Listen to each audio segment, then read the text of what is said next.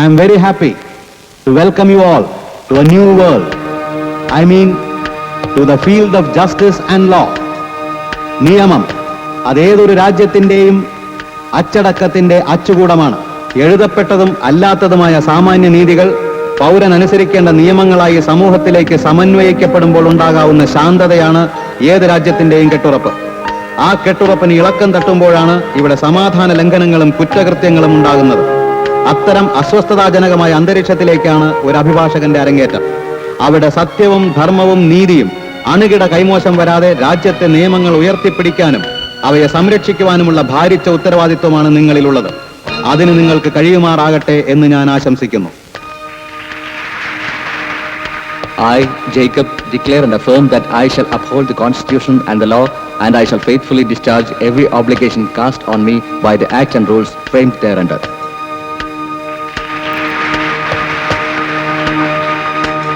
I, Manoj,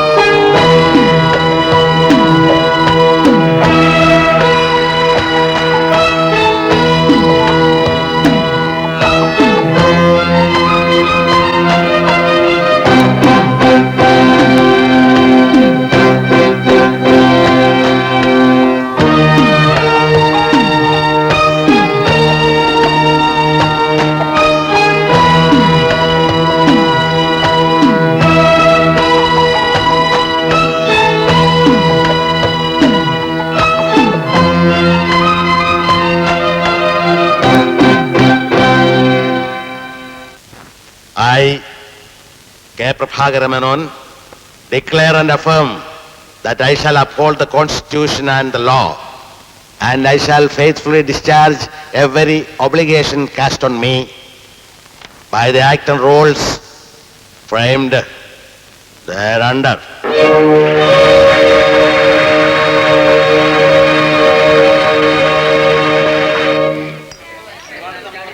Good evening. Thank you. School മാഷായിരുന്നല്ലേ? അതെ. നമസ്കാരം സർ. നമസ്കാരം. രാവിലെ കണ്ടല്ലോ.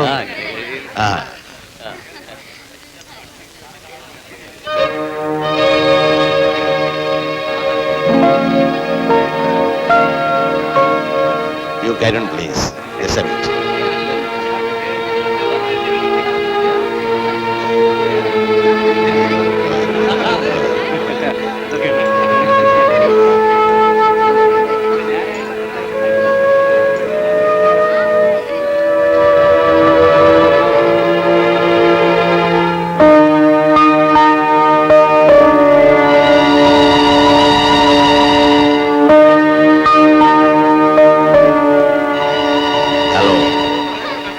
K.P. Menon, advocate.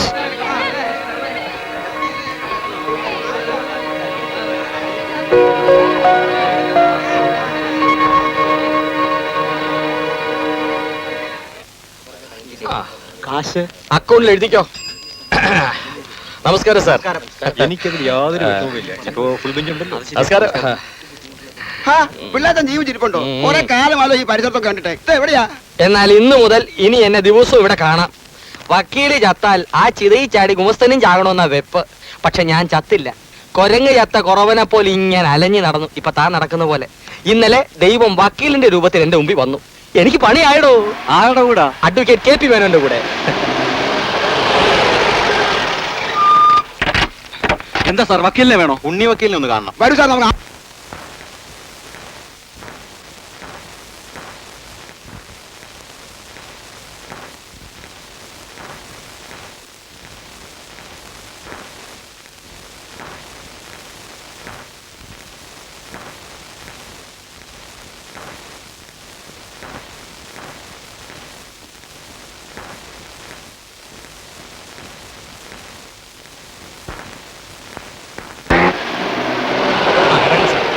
അങ്ങനെയാണ് കേസിന്റെ കിടപ്പല്ലേ? അതെ. ആ പറഞ്ഞ സാർ. വന്നാട്ടെ. ഇത് ഉണ്ണി വക്കീലിന്റെ വീടല്ലല്ലോ. ആയിരുന്നു, ഇപ്പോഴല്ല.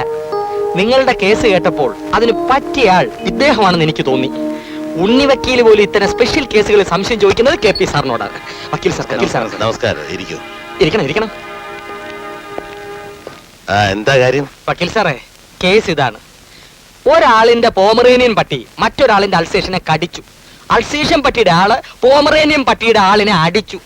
അടി കൊണ്ടയാളെ പോലീസ് അറസ്റ്റ് ചെയ്യാൻ സാധ്യതയുണ്ട് അല്ലേ? അതെ. അതുകൊണ്ട് ഒരു മുൻകൂർ ജാമ്യം എടുക്കണം അല്ലേ? അതെ. ഇതിലാരാ പ്രതി? പ്രതിയും ആദ്യം നമ്മൾ ഉണ്ടാക്കണം. അതായത് ഒരു കേസ് ഉണ്ടാക്കണം. അതെ. ഞാൻ വാദിക്കണം. വാദിച്ചിട്ട് മുൻകൂർ ജാമ്യം എടുത്തു കൊടുക്കണം അല്ലേ? അതെ. അത് തന്നെ. അതെ, ഞാൻ ഇത്തരം കേസുകൾ കൈകാര്യം ചെയ്യാറില്ല. പിന്നെ എന്തിനാ വിളിച്ചോണ്ടോന്ന്? അയാൾ നിങ്ങളെ വഴി തെറ്റിച്ചാണ്. പ്ലീസ്, നിങ്ങൾ പോണം. I am sorry. വക്കീൽ സാറേ, അയ്യോ ഈ കേസ് വിട്ടില്ലല്ലേ സാർ. ഒരു കാര്യം. സാറന്മാരെ പോകല്ലേ സാർ. വേറൊരു മാർഗമുണ്ട്. ഒരു വെണ്ടർ ഇവിടെ പോടോ.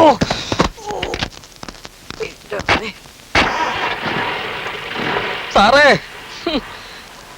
ലോകത്താരെങ്കിലും ഇങ്ങനെ ചെയ്യുവോ? കേസ് എടുക്കാൻ അല്ലെങ്കിൽ പിന്നെ എന്തിനാ സാറേ വയസ്സുകാലത്ത് വക്കീലായത്? ശിവരാമൻ ഇപ്പൊ എന്താ വേണ്ടത്? എനിക്ക് ജീവിക്കണ്ടേ സാർ? അല്ല, നമുക്ക് ജീവിക്കണ്ടേ സാർ? താൻ ഇതിനു മുമ്പ് ഏത് വക്കീലിനോടായിരുന്നു? പ്രതി അടിച്ചു വന്ന വക്കീൽ ഹരിഹരയ്യർ. അയാൾ എത്ര രൂപ തന്നിരുന്നു മാസം? 300 രൂപ തരുമായിരുന്നു.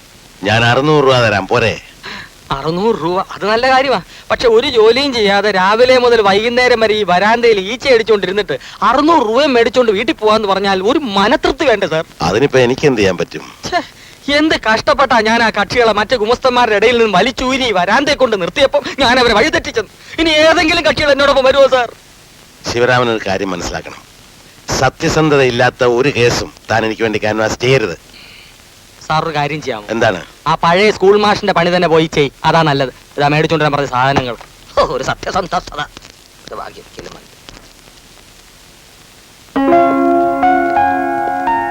വാടോ, ഞാൻ കാത്തിരിക്കായിരുന്നു സംസാരിക്കാൻ ഒരാളില്ലാതെ. അപ്പൊ ഇല്ലാതെ വിഷമിച്ചിരിക്കുമ്പോഴാണ് എന്നെ കൈ കിട്ടിയിരിക്കുന്നത്. എന്റെ സ്ഥിതി എന്താകുമോ എന്തോ. ഓ, താങ്ക് യു അങ്കിൾ. എന്തിനാ? കുറച്ചു നേരത്തേക്ക് ഞങ്ങൾ രക്ഷപ്പെട്ടല്ലോ. തനിക്ക് ഇവനെ മനസ്സിലായോ?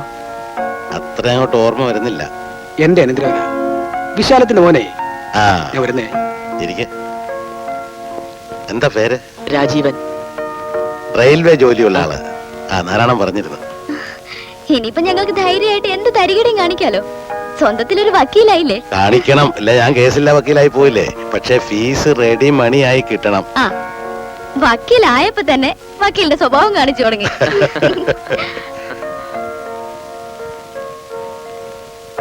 തന്റെ പുതിയ അഡ്രസ് പോസ്റ്റ്മാൻ കൊടുത്തില്ലേ? കാലത്ത് കൊടുത്തിട്ടാ വരുന്നത്. ഡോക്ടറെ കത്തുണ്ട്.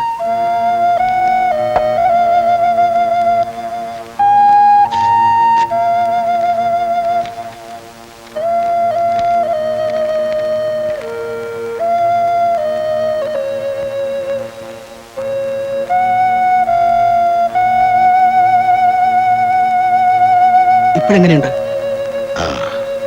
കുറവുണ്ട്.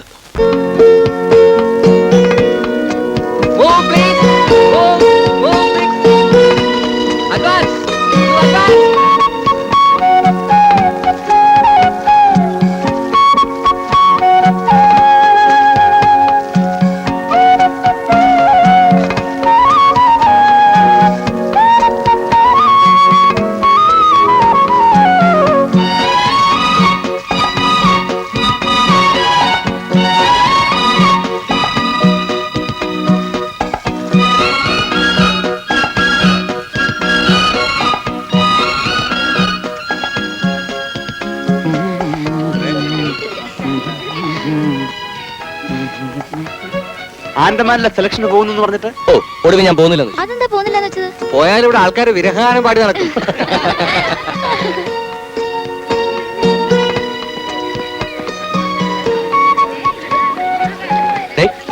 ഉള്ള കഞ്ചാവെല്ലാം കൂടെ വലിച്ചിട്ട് വെള്ളത്തിലങ്ങ് വീഴരുത്. നേപ്പാളി പെണ്ണും പിള്ളയും കൊച്ചുങ്ങളും കാത്തിരിക്കുക.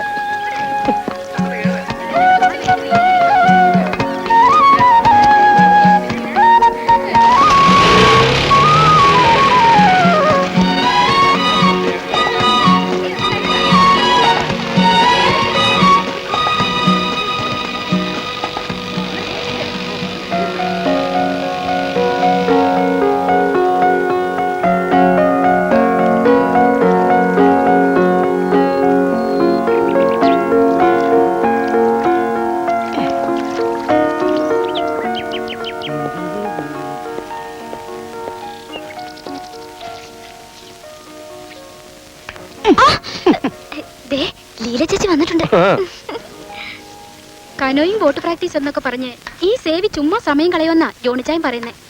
അവൻ അവന്റെ ഇഷ്ടം എന്താന്ന് വെച്ച് ചെയ്തോട്ടെ. അപ്പച്ചൻ തലയെ കയറ്റി വെച്ചിരിക്കുമല്ലോ.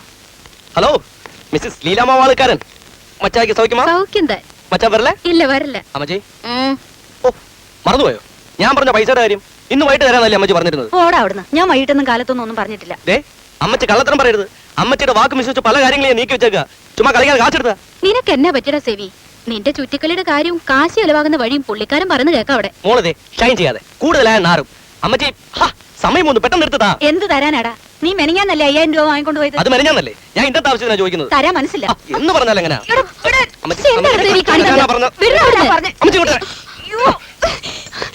എന്റെ കർത്താവേ, എടാ എടാ ചാവി എങ്ങി തരാൻ. എടാ എടാ ഇത് എടുക്കരുത്. സേവി എന്നോടാ പറഞ്ഞത്. ഇവൻ എന്താ ചെയ്യുന്നത്? അയ്യോ, അയ്യോ. എടാ, എന്താ ഇത്? അവരൊന്ന് ചിരിച്ചു കാണിച്ചാ മതി. അപ്പച്ചനും വീഴും അമ്മച്ചും വീഴും. ചെറുക്കൻ നിങ്ങൾ പഠിപ്പിക്കുക.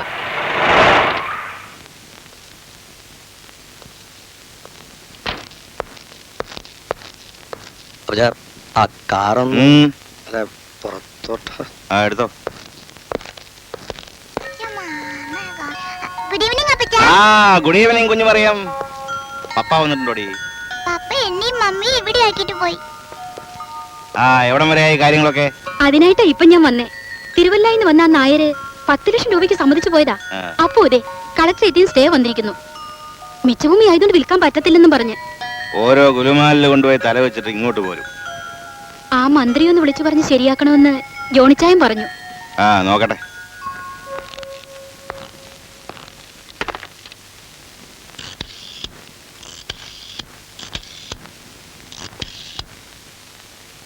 ശ്രീനി, ഞാനാ പെരേര. പിന്നെ ഞാനെന്ന് പറഞ്ഞ 10 ലക്ഷം വെള്ളത്തിലാകുന്ന കേസാ. താനാ മന്ത്രിയെ വിളിച്ചൊന്ന് പറയണമല്ലോ. ഇങ്ങോട്ട് വരുന്നുണ്ടോ?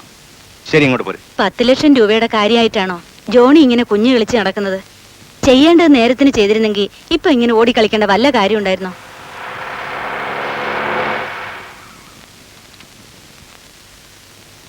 ദേ ശ്രീനി സാർ വന്നു. നീ കുടിക്കാൻ എന്തെങ്കിലും എടുത്തോ.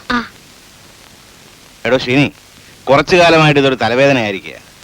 ഇതൊന്ന് വിറ്റ് തൊലച്ചാൽ ഒരു 10-12 ലക്ഷം രൂപ കിട്ടും ജോണിക്ക്. നിങ്ങളുടെ പാർട്ടി ഫണ്ടിലേക്ക് എന്തെങ്കിലും തരാം. അതിരിക്കട്ടെ, വാളൂക്കാരന്മാരുടെ ഒരു തരി മണ്ണ് പോലും സർക്കാർ മിച്ചഭൂമിയായിട്ട് കണ്ടുകെട്ടാതിരുന്നാ പോരെ.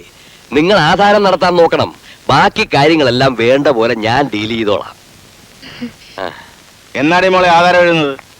നോയമ്പുകൂടിൽ കഴിഞ്ഞൊരു ദിവസം. ഇനി നോയമ്പ് വിടാനൊന്നും ഇരിക്കണ്ട. സ്റ്റേ വെക്കേറ്റ് ചെയ്താൽ പിറ്റേന്ന് നടത്തിക്കോ. ആധാരം എഴുതുന്നത് അർത്ഥാവൊന്നുമല്ലോ. അത് ശരിയാ. അലിയിലേ, നാളെ വൈകുന്നേരം ജോണിയോട് എന്നെ ഒന്ന് വിളിക്കാൻ പറയണം. എന്നതാടി അതിന്റെ സർവേ നമ്പർ? കുറിച്ചു കൊണ്ടുവന്നിട്ടുണ്ട്, തരാം. അല്ല, ഞാൻ ചോദിക്കാൻ വിട്ടുപോയി. എന്തായി തന്റെ മകന്റെ കാര്യം? എല്ലാവർക്കും എല്ലാം തികച്ചു കൊടുക്കില്ലല്ലോ. അതൊന്നും പറഞ്ഞിട്ട് കാര്യമില്ല. യോഗ്യതയില്ലാത്തൊരു പെണ്ണ് മരുമകളായ വീട്ടിൽ ജീവിക്കുന്നത് കാണാനുള്ള ബുദ്ധിമുട്ട് അത്രയല്ലേ ഉള്ളൂ. അതെ, അവൾ കാശില്ലാത്ത വീട്ടിലെ പെണ്ണായതുകൊണ്ടോ എന്റെ ജുവലറിയിലെ സെയിൽസ് ഗേൾ ആയിരുന്നത് കൊണ്ടോ അല്ല. ഒരു മരുമകളെ കുറിച്ചുള്ള കഥകൾ അങ്ങാടിയിൽ പാട്ടായി കേൾക്കാൻ ഏത് ഫാദറിലായാണ് ഇഷ്ടപ്പെടുക? താൻ ടെൻഷൻ ആവണ്ട, നമുക്ക് ആലോചിക്കാം. ഇനിയിപ്പോ അവളെ ഡൈവോഴ്സ് ചെയ്യാൻ അവൻ സമ്മതിച്ചാൽ പോലും പ്രശ്നങ്ങൾ തീരുന്നില്ല. കാരണം പെണ്ണ് ഗർഭിണിയാണെങ്കിൽ ജനിക്കാനിരിക്കുന്ന കുട്ടിക്ക് കൂടി ചെലവിന് കൊടുക്കാൻ കോടതി വിധിച്ചു എന്ന് വരാം. ഡൈവോഴ്സിനെ കുറിച്ച് ആലോചിക്കുകയേ വേണ്ട. അവൻ ഇപ്പോഴും അവളോടൊരു തരം ചീപ്പ് റൊമാൻസ് ആണ്. അവൾക്ക് ആത്മഹത്യ ചെയ്യാമല്ലോ ശ്രീനിവാസ. ആത്മഹത്യ? ഞാൻ പറഞ്ഞു വരുന്നത് എനിക്ക് മനസ്സിലായില്ല. ആത്മഹത്യ ചെയ്യാൻ കാരണം വേണോ? കേട്ടിട്ടില്ലേടോ ദുർബല നിമിഷങ്ങളെന്ന്? സ്മിത ഒരു ദുർബല നിമിഷത്തിൽ ആത്മഹത്യ ചെയ്യുന്നു, അല്ലെങ്കിൽ ഒരു അപകട മരണം. സ്റ്റൗ പൊട്ടിത്തെറിച്ച് നമ്മുടെ നാട്ടിൽ പെൺകുട്ടികൾ മരിക്കാറില്ലേ? വിഷം കഴിച്ച് മരിക്കാറില്ലേ? കെട്ടിത്തൂങ്ങി മരിക്കാറില്ലേ? സർക്കാരിന്റെ കാനേഷുമാരിയ പുസ്തകത്തിൽ ഇവയെല്ലാം ആത്മഹത്യകളാണ്. ഇത്തരം സുന്ദരവും ലളിതവുമായ ഒരു അപകട മരണം നമ്മുടെ വീട്ടിലും സംഭവിക്കുന്നു.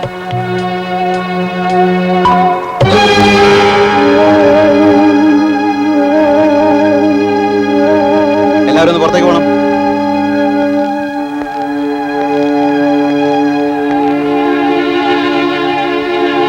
പ്രൊസീഡ്.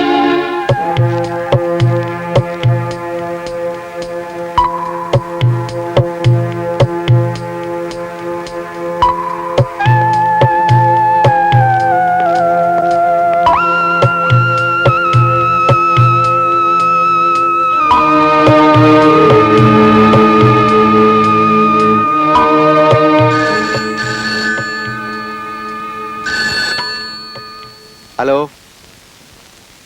ആ മാത്തന സാർ. എടോ, ആ ഡോക്ടർ പോസ്റ്റ്മോർട്ടം റിപ്പോർട്ട് തന്നില്ലേ? തന്നു. കൊലപാതകമാണെന്ന് ശ്വാസം മുട്ടിച്ച് കൊന്നുവെന്ന് റിപ്പോർട്ടിൽ വ്യക്തമായി പറഞ്ഞിരിക്കുക. എന്ത് ചെയ്യാം? പോകാൻ പറയടോ. അയാളോടത് കീറിക്കളഞ്ഞിട്ട് ആത്മഹത്യയാണെന്നും പറഞ്ഞ് റിപ്പോർട്ട് വേണമെന്ന് പറ. ഞാൻ സൂചിപ്പിച്ചു, കാക്കിക്കുള്ളിൽ നിന്നുകൊണ്ട് പറയാവുന്ന ഭാഗത്തിൽ. പക്ഷെ അനുസരിക്കുന്നില്ല. ശരി, അതിന് വഴിയുണ്ടാക്കാം. നോ, അതൊരു ആത്മഹത്യ അല്ലെന്നാണ് പോസ്റ്റ്മോർട്ടത്തിൽ ഞാൻ കാണുന്നത്. എന്റെ റിപ്പോർട്ട് എനിക്ക് കോടതിയിൽ സബ്മിറ്റ് ചെയ്തേ പറ്റൂ. അവിടം കൊണ്ട് കഥ തീരുന്നു എന്ന് ഡോക്ടർ രവികൃഷ്ണൻ കരുതുന്നുണ്ടോ? സ്മിതയുടെ മരണം ആത്മഹത്യയാണെന്ന് തെളിയിക്കുന്ന ഒരു പോസ്റ്റ്മോർട്ടം റിപ്പോർട്ട് വളരെ നിസ്സാരമായി ഈ ഉമ്മറത്തിരുന്നു കൊണ്ട് എനിക്ക് സംഘടിപ്പിക്കാൻ കഴിയും. ഐ മീൻ ഡോക്ടർ രവികൃഷ്ണന് പകരം മാറി വരുന്ന പുതിയ ഡോക്ടറിലൂടെ. ഈ മനോഹരമായ സായാഹ്നം പരസ്പരം വഴക്കടിച്ചു തീർക്കണമെന്ന് ഡോക്ടർ നിർബന്ധം പിടിക്കരുത്. You can take it. Sir, എനിക്ക് ഒന്നും സംഭവിക്കുന്നില്ല. പതിവ് പോലെ സൂര്യൻ കിഴക്കുദിക്കുന്നു, പടിഞ്ഞാറ് അസ്തമിക്കുന്നു. നാം സുന്ദര സ്വപ്നങ്ങൾ കണ്ട് മയങ്ങി ഉറങ്ങും. ഇത് ഇന്നലത്തെ പത്രം. ഇതിൽ സ്മിതയുടെ മരണം കൊലപാതകമാണെന്ന് വ്യക്തമാക്കിയിരിക്കുന്നു. ഇത് ഇന്നത്തെ പത്രം. ഇതിൽ സ്മിതയുടെ മരണം പുതിയ വഴിത്തിരിവിൽ. താമരക്കുടി ബംഗ്ലാവിൽ സ്മിതയുടെ മരണം കൊലപാതകമല്ല, മറിച്ച് ആത്മഹത്യയാണെന്ന് ഡോക്ടർ രവി കൃഷ്ണന്റെ പോസ്റ്റ്മോർട്ടം റിപ്പോർട്ടിൽ പറയുന്നു. ഇന്നലെ കൊലപാതകം, ഇന്ന് ആത്മഹത്യ, നാളെ സ്മിത മരിച്ചതേ ഇല്ല എന്നായിരിക്കും വാർത്ത. ആ സാറേ എന്തോ ഒരു തിരിമറി ഇതിൽ നടന്നായിട്ട് സാറിന് തോന്നുന്നില്ലേ? എങ്ങനെ? ഇതിന്റെ പുറകിൽ നിയമത്തെ പറ്റി നല്ല പരിജ്ഞാനമുള്ള ആരോ ഒരാൾ ഒരു കളി കളിച്ചിട്ടുണ്ട്. ആ മരിച്ച പെൺകുട്ടിയുടെ വീടറിയാവും. ഹനുമാനെ പോലെ ഈ ശിവരാമപിള്ള അങ്ങയുടെ പുറകിലുള്ളപ്പോ അതിനാണോ പ്രയാസം?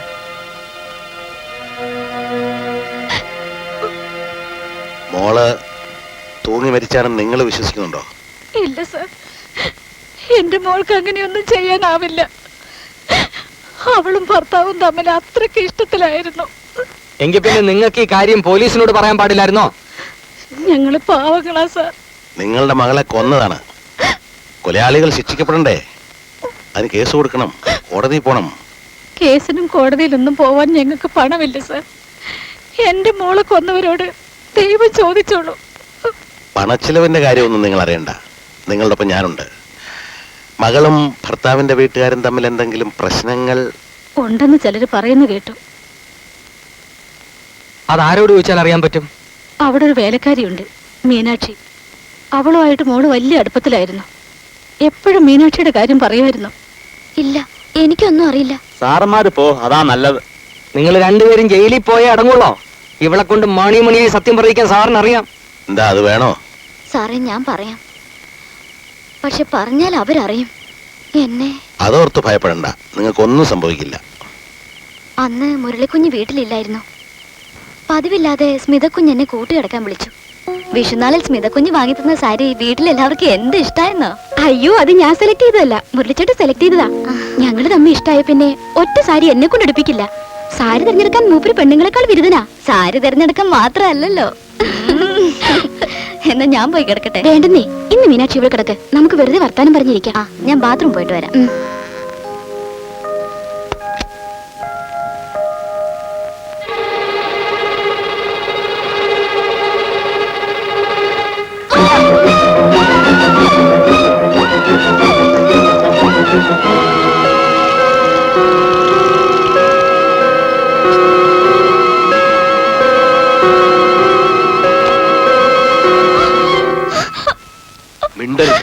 കൊല്ലും നിന്നെ. നീ പറഞ്ഞതൊക്കെ സത്യമാണല്ലോ. അതെ. ഞങ്ങൾ ഇവിടെ വന്നതും ഇവിടെ നടന്നതും ഇരിചെവി അറിയരുത്. ശരി സർ. കോടതിയിൽ ഇക്കാര്യങ്ങൾ വീണ്ടും പറയേണ്ടി വരും. പറയാമല്ലോ. മരിച്ചുപോയ സ്മിതയും ഭർത്താവ് മുരളിയും തമ്മിൽ നല്ല ബന്ധങ്ങളല്ലേ ഉണ്ടായിരുന്നുള്ളൂ? അതെ, അവർ തമ്മിൽ വലിയ ഇഷ്ടത്തിലായിരുന്നു. ഇതിനിടെ നിങ്ങളും സ്മിതയും തമ്മിൽ വ്യക്തിപരമായ എന്തെങ്കിലും വിരോധം ഉണ്ടായിട്ടുണ്ടോ? ഇല്ല. ഇനി ഈ കേസിൽ കൂടുതൽ തെളിവെടുപ്പിന്റെ ആവശ്യമുണ്ടെന്ന് തോന്നുന്നില്ല. That's all your honour. Objection your honour. I have questions. Yes. ചോദിക്കേണ്ടത് ചോദിക്കാതെ പ്രോസിക്യൂട്ടർ മനഃപൂർവ്വം തെളിവെടുപ്പിൽ നിന്ന് ഒഴിഞ്ഞു മാറുകയാണ്. ഇത് കേസിനെ രക്ഷിക്കാനല്ല, മറിച്ച് പ്രതിയെ രക്ഷിക്കാനാണ്. യുവർ ഓണർ, ഈ കേസിൽ പ്രോസിക്യൂഷൻ എയ്ഡിന്റെ വാദിഭാഗത്ത് നിന്ന് ഞാൻ വക്കാലത്ത് ഹാജരാക്കിയിട്ടുണ്ട്. അതുകൊണ്ട് സാക്ഷിയെ വിസ്തരിക്കാൻ ദയവായി ബഹുമാനപ്പെട്ട കോടതി എന്നെ അനുവദിക്കണം. Questions allowed. നിങ്ങളും സ്മിതയും തമ്മിൽ മുറിക്കുള്ളിൽ സംസാരിച്ചുകൊണ്ടിരുന്നപ്പോ പ്രതി അങ്ങോട്ട് കടന്നു വന്നോ? ചോദിച്ചത് കേട്ടില്ലേ? എനിക്കറിയില്ല, ഞാൻ ഇടയ്ക്ക് ബാത്റൂമിൽ പോയി. നിങ്ങൾ ബാത്റൂമിൽ നിന്ന് തിരിച്ചു വരുമ്പോൾ പ്രതി അകത്തുണ്ടായിരുന്നോ? കണ്ടില്ല. കളവ് പറയരുത്. നിങ്ങൾ തിരിച്ചു വരുമ്പോൾ അകത്ത് കിടന്നിരുന്ന പ്രതി സ്മിതയെ കഴുത്തിന് എരിച്ചു കൊല്ലുന്നത് നിങ്ങൾ കണ്ടില്ലേ? ഇല്ല, ഞാനൊന്നും കണ്ടില്ല.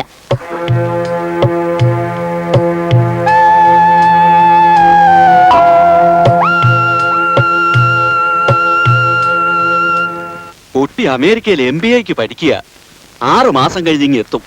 വന്നാലുടൻ കല്യാണം നടത്തണമെന്നുള്ള ഒറ്റ വാശിയിലാ വീട്ടുകാര്. ഈ അമേരിക്ക എന്നൊക്കെ പറഞ്ഞ് മോഹിപ്പിച്ച് സേവിയറെ അവിടെ സെറ്റിൽ ചെയ്യിപ്പിക്കാനൊന്നും പറ്റില്ല. ഏതായാലും പെണ്ണ് അവന് ചേരും. കുടുംബവും നിങ്ങളെ പോലെ തന്നെ അന്തസ്സുള്ളവരാ. കൊള്ളാമെങ്കിൽ വിടണ്ട, നമുക്ക് ആലോചിക്കാം. ആ സേവിയർ ഊട്ടി ഉണ്ടോ അകത്ത്? ഇല്ല, അവൻ പഠിക്കാൻ പോയിരിക്കുക. ഇന്നലെ 2 തവണ വിളിച്ചപ്പോഴും നീ ഫോൺ എടുത്തില്ല. അപ്പോഴേ എനിക്ക് തോന്നി എന്തോ ഉടക്ക് ലൈനാണെന്ന്. നീ എന്തിനീ ആവശ്യമില്ലാതെ ഓരോ ചിന്തിച്ച് മനസ്സ് വിഷമിക്കുന്നത്? ഒന്നുമില്ല, ഞാൻ കണ്ടതാ സേവിയർ ഒരു പെണ്ണും വെളുത്ത് തടിച്ച് ഒരുത്തിയായിട്ട് മുട്ടി ഒരുമിരുന്ന് പോകുന്നത് ഒരു ഓട്ടോയില്. എന്നിട്ട് നിങ്ങൾ ഫിലിമിനും കയറി. അയ്യോ, എന്റെ അടുത്തും പുണ്യാളെ എന്തോ പറയുന്നത്? ഞാൻ മനസ്സാ വാഴ കർമ്മ അറിയാത്ത കാര്യങ്ങൾ. സേവിച്ച എന്നോട് ഈ വേലയൊന്നും വേണ്ട. എന്നെ ഇനി കാണാൻ വേണ്ട, സംസാരിക്കാൻ വേണ്ട. എവിടെന്ന് വെച്ചാ പോയിക്കോ, ഏതവളുടെങ്കിലും കൂടെ. ഓ അതോ, ഞാൻ ഇപ്പോഴാ ഓർത്തത്. അയ്യോ, അതെന്റെ കസിനാ, ഭരണകാലത്ത് അന്നമാന്റിയുടെ മോള് എൽസമ്മ, എന്റെ പെങ്ങള്. കൂടുതൽ വിശേഷമൊന്നും വേണ്ട. അലിസെ മോളെ,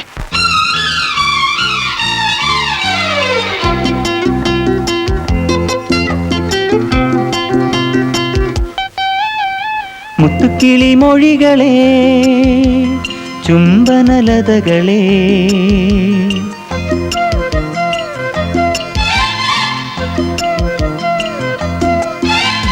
മുത്തുക്കിളി മൊഴികളെ, ചുംബനലതകളെ, രാക്കുളിരിൽ മുഴുകി വരും തങ്കനിലാവേ, എന്നിൽ പടരുമീ കോമലിൻ സ്വപ്നമായി വാ, മുത്തുക്കിളി മൊഴികളെ.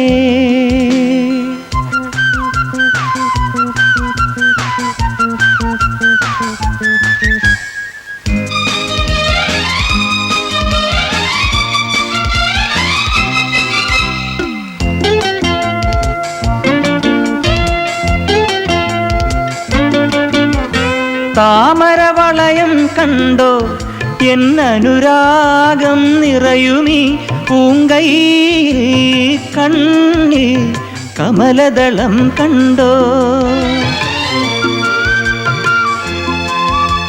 താമരവളയം കണ്ടോ, എന്നനുരാഗം നിറയുമീ പൂങ്കൈയിൽ, കണ്ണിൽ കമലദളം കണ്ടോ.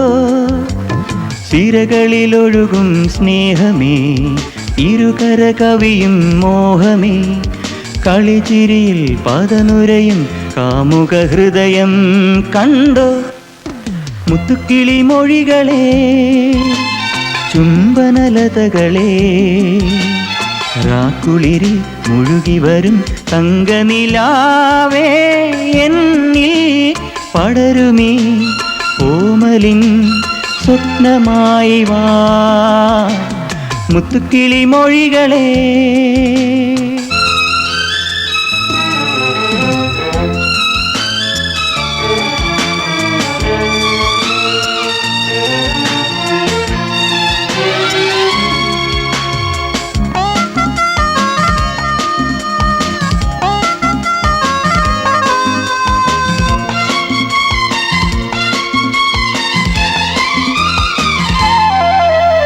മോതിരവളയം കാട്ടി എന്നക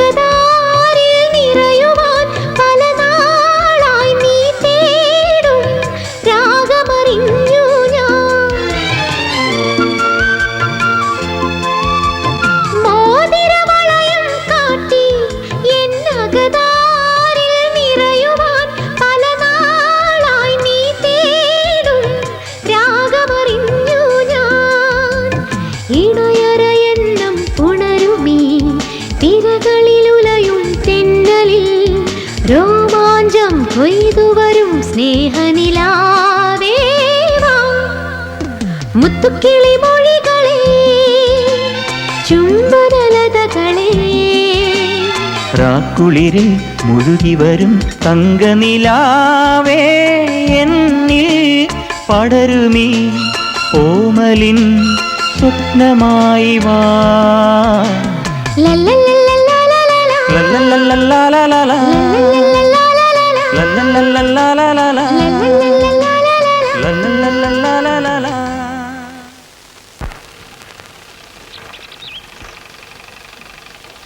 എന്താ ഇറങ്ങുന്നില്ലേ? എനിക്കിനി കാത്തിരിക്കാൻ വയ്യ. ദേ വീട്ടിൽ കല്യാണാലോചന തകൃതിയെ നടക്കുക. സേവിയറെ അല്ലാതെ വേറെ ആരും നിനക്ക് വേണ്ടെന്ന് നീ ധൈര്യമായിട്ട് പറഞ്ഞോ. എന്താ വിശ്വാസമില്ലേ? വിശ്വാസം ഇല്ലെങ്കിൽ എന്താ അത്? ഈ കഥകളിലൊക്കെ ഉള്ള മാതിരി ഒരു മന്ത്രമോതിരം. എന്നെ കാണണമെന്ന് വലിയ ആശ തോന്നുമ്പോ ഇതി തൊട്ട് പ്രാർത്ഥിച്ചാൽ മതി, ഞാൻ എവിടെയായാലും മുമ്പിലെത്തും. നമ്മുടെ കല്യാണം കഴിയുന്നവരെ ഞാനിത് രഹസ്യമായി സൂക്ഷിക്കും. ഇങ്ങനെ കൈക്കുള്ളിലാക്കി ഭദ്രമായി സേവിച്ചന് മനസ്സിൽ സൂക്ഷിക്കും പോലെ.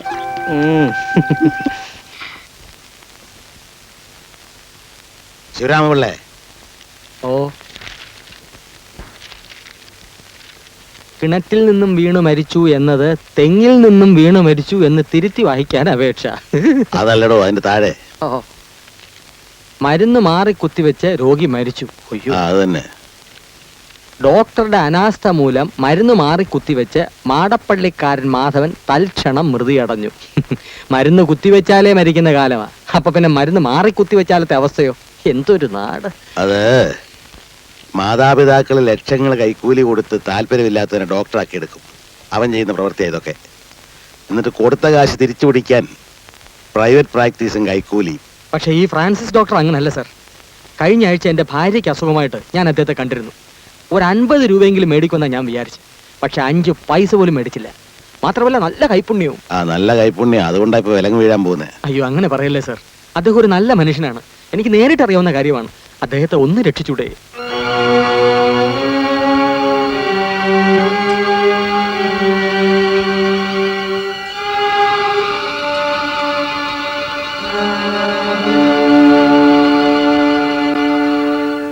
ഇങ്ങനെ ഒരാൾ വന്ന് എന്നെ ജാമ്യത്തിൽ ഇറക്കുമെന്നോ ഈ കേസിന്റെ സത്യാവസ്ഥ അറിയാൻ ശ്രമിക്കുമെന്നോ ഞാൻ പ്രതീക്ഷിച്ചില്ല. നാം പ്രതീക്ഷിക്കാത്തതും ചിന്തിക്കാത്തതുമായ എന്തെല്ലാം കാര്യങ്ങൾ നമ്മുടെ ജീവിതത്തിൽ നടക്കുന്നു. തെറ്റ് ചെയ്തിട്ടില്ലെങ്കിൽ ഡോക്ടർ എന്തിനു ഭയക്കണം? ഈ കേസിൽ എനിക്കെതിരെ വാദിക്കുന്നത് പബ്ലിക് പ്രോസിക്യൂട്ടർ പെരേരയാണ്. ഞാൻ നിരപരാധിയാണെങ്കിൽ പോലും അയാൾ ശക്തനായതുകൊണ്ട് എനിക്ക് നീതി കിട്ടില്ല. തോറ്റുപോകുന്നല്ലേ? ആർക്കും ആരെയും തോൽപ്പിക്കാൻ പറ്റില്ല. കൊല്ലാൻ പറ്റിയേക്കാം. സത്യത്തെ കുഴിച്ചുമൂടാതിരിക്കാൻ നമുക്കൊരു ശ്രമം നടത്തി നോക്കാം. ഒരു ലാസ്റ്റ് അറ്റംപ്റ്റ്. സാർ, ഞാൻ ഡോക്ടറായതും ബിരുദമെടുത്തതും വളരെ കഷ്ടപ്പെട്ടിട്ടാണ്. എന്നെ വിശ്വസിക്കൂ, കഷ്ടപ്പെട്ട് നേടിയ ബിരുദവുമായി അഭിമാനത്തോടെ നിങ്ങൾക്ക് ഈ തൊഴിൽ തുടരാം.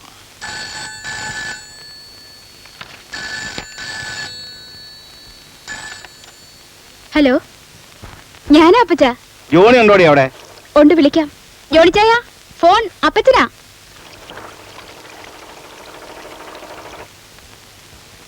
ഹലോ, അപ്പച്ചനാണോ? എന്താ വിശേഷം? എടാ, പിന്നെ ആ മരുന്ന് മാറി കുത്തിവെച്ച് രോഗിയെ കൊന്നു എന്ന് പറയുന്ന ഡോക്ടർ മരുതൂപ്പറമ്പിലാണോ? അതെ, മരുതൂപ്പറമ്പിലെ കറിയാച്ചന്റെ മോടെ മോനാ. എന്റെ കൂടെ പഠിച്ച ഡിഗ്രിക്ക്. എങ്കിൽ നീ വൈകിട്ട് ഇങ്ങോട്ട് വാ, ഒരു കാര്യമുണ്ട്.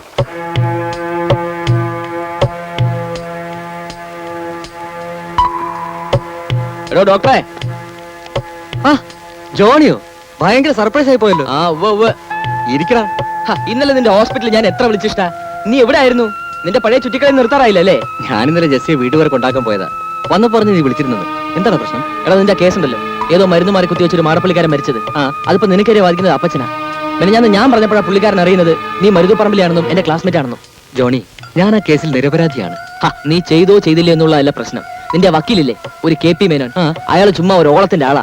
നമ്മൾ കേസ് കൊടുത്താൽ മതി, മൂപ്പർ ഭംഗിയെ വാദിച്ച് തോപ്പിച്ച് കൈ തരും. തന്നെയുമല്ല, അപ്പച്ചനും പുള്ളിയും കൂടെ അത്ര സുഖത്തിലുമല്ല. അതുകൊണ്ടേ നീ നിന്റെ വക്കാലത്ത് മാറ്റണം. അതെങ്ങനെയാ ജോണി? ആരും ഹെൽപ്പ് ചെയ്യാൻ ഇല്ലാതിരുന്നപ്പോ അന്വേഷിച്ച് പിടിച്ചു വന്ന് സഹായിക്കാമെന്ന് ഏറ്റതാ. പുള്ളിയെ മാറ്റുക എന്ന് പറഞ്ഞാൽ അഡ്വക്കേറ്റ് KP മേനോനെ മാറ്റിയാൽ അപ്പച്ചൻ നിന്നെ ക്ലീൻ ആയിട്ട് ഊരി തരും. നിനക്ക് കേസിന് രക്ഷപ്പെട്ടാ പോരെ? OS number 496 Francis Mathew.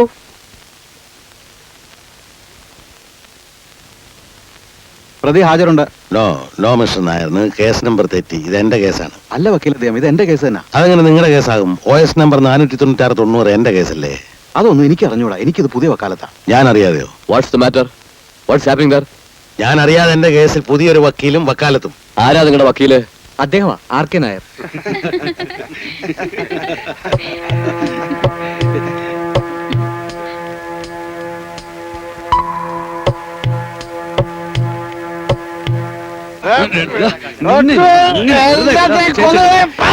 ഇത്രയും സാധനങ്ങൾ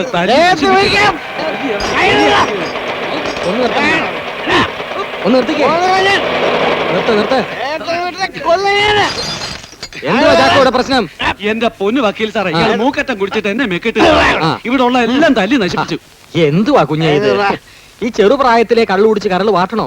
IPC 101 പ്രകാരം കണ്ണൂരിലോ പൂജപ്പുരിലോ പോയി സൂഹിക്കണോ മോനെ?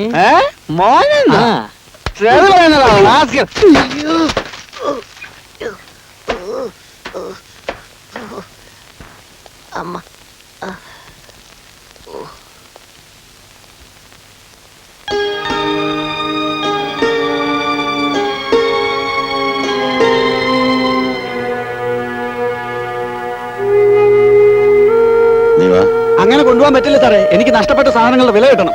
എത്രയാ അതിന്റെ നഷ്ടം? ഒരു 10-250 രൂപയുടെ ചാരായും കുപ്പിയും തല്ലിപ്പെട്ടിച്ചു. ഒരു 100 രൂപയുടെ കപ്പയും മീനും എടുത്ത് പുറത്തേക്ക് കളഞ്ഞു. കുറഞ്ഞ ഒരു 300 രൂപയെങ്കിലും കിട്ടണം സാർ. സാർ, ഒരു അസസ്മെന്റ് നടത്തിയിട്ട് തുക കൈമാറിയാൽ പോരെ? കിട്ടിയത് പോരല്ലേ? ഒരിക്കലും മാഷെ കാണരുതേ എന്ന് ഞാൻ മനസ്സുകൊണ്ട് പ്രാർത്ഥിച്ചിരുന്നു. ഇപ്പൊ കണ്ടു. ഏതായാലും എന്നെ വിശ്വസിച്ചല്ലോ, അത് മതി. നിന്നെ എനിക്കറിയാം, സത്യം എന്താണെന്നും അറിയാം. ഒന്നും മനഃപൂർവ്വം അല്ലെങ്കിലും എന്തൊക്കെയോ സംഭവിച്ചു പോയി. അതിനുള്ള പ്രായശ്ചിത്തം ജീവിതത്തിൽ നിന്നുള്ള ഒളിച്ചോട്ടം അല്ല ഉണ്ണി. വിനുവുമൊത്ത് മാഷിന്റെ വീട്ടിൽ വന്നുകൊണ്ടിരുന്ന ആ പഴയ ഉണ്ണിയല്ല ഞാനെന്ന്. മരിക്കണമെന്നുണ്ട്, കഴിയുന്നില്ല. അത് ജീവിക്കാനുള്ള മോഹം കൊണ്ടല്ല. ചാരായത്തിന്റെയും കഞ്ചാവിന്റെയും ലഹരയിൽ അല്പം മനസ്സമാധാനം കിട്ടും. കഴിഞ്ഞതൊക്കെ മറക്കും. മാഷ് തനിച്ചാണല്ലേ? അമ്മ എവിടെ? അമ്മയെക്കുറിച്ച് മാഷൊന്നും പറഞ്ഞില്ല. നീ വീട്ടിൽ പോകാറില്ലല്ലേ? ഇല്ല, ഞാനവിടെ പോവില്ല. എന്തേ? പോയാൽ ഇനിയും എൻ്റെ അച്ഛൻ ചെയ്തേക്കാവുന്ന കുറ്റകൃത്യങ്ങൾക്ക് ഞാൻ ഉത്തരം പറയേണ്ടി വരും. ഇപ്പൊ തന്നെ മോശം കിട്ടാത്ത ശാപമാണ് എൻ്റേത്. അത് ഞാൻ എങ്ങനെയെങ്കിലും അനുഭവിച്ച് തീർത്തോളാം. പോട്ടെ മാഷേ. ഉണ്ണി അവിടെ നിന്നേ. നീ എങ്ങും പോകണ്ട, ഇവിടെ ഉണ്ടാകണം എന്നോടൊപ്പം. തീർച്ചയായിട്ടും. പക്ഷെ ഞാനിപ്പോൾ പോട്ടെ. എനിക്കെൻ്റെ അച്ഛനോട് തോന്നാതിരുന്ന സ്നേഹം ഇപ്പൊ മാഷോട് തോന്നുന്നു. ഞാൻ ഇടയ്ക്ക് വരാം.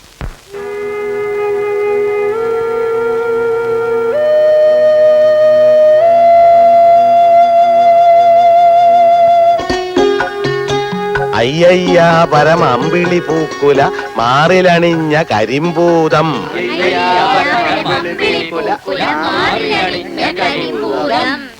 കാതിൽ പിച്ചളത്തോട കഴുത്തിൽ കലവില പാടും.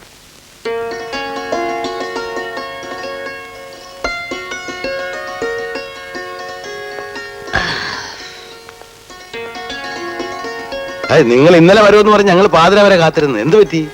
ഉണ്ണിയുടെയും വിനുവിന്റെയും ചമ്മറവട്ടത്തേക്കുള്ള യാത്ര ചില സാങ്കേതിക കാരണങ്ങളാൽ മാറ്റിവെച്ചിരിക്കുന്നു എന്ന് ഇന്നലെ 6:30 ന്യൂസിൽ പറഞ്ഞ മാഷ് കേട്ടില്ലായിരുന്നു? ഇല്ലല്ലോ, ഞാൻ ഇന്നലത്തെ വാർത്ത കേട്ടില്ല. കണ്ടോ? ആ കുട്ടികളൊക്കെ പൊയ്ക്കോളൂ. ഇനി ഒരു അറിയിപ്പുണ്ടാകുന്നവരെ ക്ലാസ് ഉണ്ടായിരിക്കുന്നതല്ല. അതിന് നീ ആരാ ഇവിടുത്തെ ഹെഡ്മാഷോ? ഇപ്പൊ ഞാൻ ഇവിടുത്തെ ഹെഡ്മാഷ. എടീ മാധവിയേ, 2 പുതിയ ഹെഡ്മാഷന്മാരോട് വന്നിരിക്കുന്നു. അമ്മേ, ഇത്തവണ ഞങ്ങളെ ഉടനെ മടക്കി വിടാമെന്ന് കരുതണ്ട. കുറഞ്ഞ പക്ഷം ഒരു 2 ആഴ്ചയെങ്കിലും ഞങ്ങൾ ഇവിടെ ഉണ്ടാവും. ഒന്നും പറയണ്ട, ഞാൻ മിണ്ടുന്നില്ല. വിനു, എത്ര നാളായി ഒരു കത്തയച്ചിട്ട്? ഞാൻ എന്നും പറയുന്ന അമ്മേ, ഇവൻ പിന്നാട്ടെ എന്ന് പറയും. അല്ലടാ വിനു, നീ എന്താ അമ്മയ്ക്ക് കത്തെഴുതാഞ്ഞ? അമ്മ ഇവൻ ചുമ്മാ പറയുന്ന അമ്മേ, ഇവര് ഈ കാര്യം പറഞ്ഞിട്ട് പോലുമില്ല. നിങ്ങൾ ഇനി വഴക്ക് കൂടണ്ട. വന്നീ വേഷമൊക്കെ മാറ്റ്. ഞാൻ റെഡി. ഉണ്ണി വീട്ടിൽ പോയില്ലേ? പോയില്ല, പപ്പ എവിടെ ഇല്ല, ബാംഗ്ലൂർക്ക് വരിക. ഞാൻ ഒറ്റയ്ക്ക് നമ്മൾ ബോറടിക്കണ്ടെന്ന് വെച്ച്. ബോറടി? നിനക്ക് മനസ്സിലായില്ലല്ലേ? ഇല്ല. എന്നാ എനിക്ക് മനസ്സിലായി. രണ്ടുപേരും വേറെ റെഡി ആയിക്കാൻ ഞാൻ എപ്പോഴും റെഡി. അച്ഛാ അച്ഛാ വേണ്ടെന്ന് പറഞ്ഞാ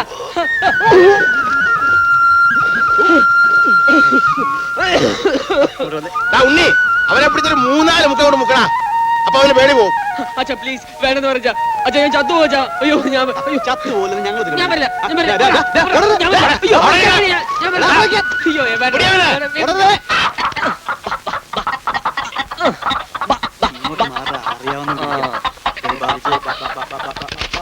മാറാ അങ്ങോട്ട്. ഓ പിടിക്കാം.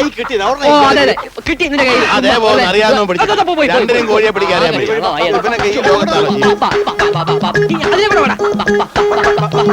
ഇത് എവിടെ നോക്കിയാ ഓടുന്ന കോഴി ഓടുന്നതിന്റെ പുറകെ ഓടിക്കാൻ. ഇവനൊക്കെ എവിടെ കിടന്ന സാധനങ്ങൾ. നീ എങ്ങോട്ട് മാറാ? കോഴി തന്നാലല്ലേ? കൂട്ടാ എല്ലാം പിടിച്ചാലും വളർത്താൻ പിടിച്ചാലും ഓടും. അച്ഛന്റെ മോൻ കണ്ടാൽ തന്നെ കോഴിക്കറിയാം. കൊല്ലാനാ വിളിക്കുന്നത്.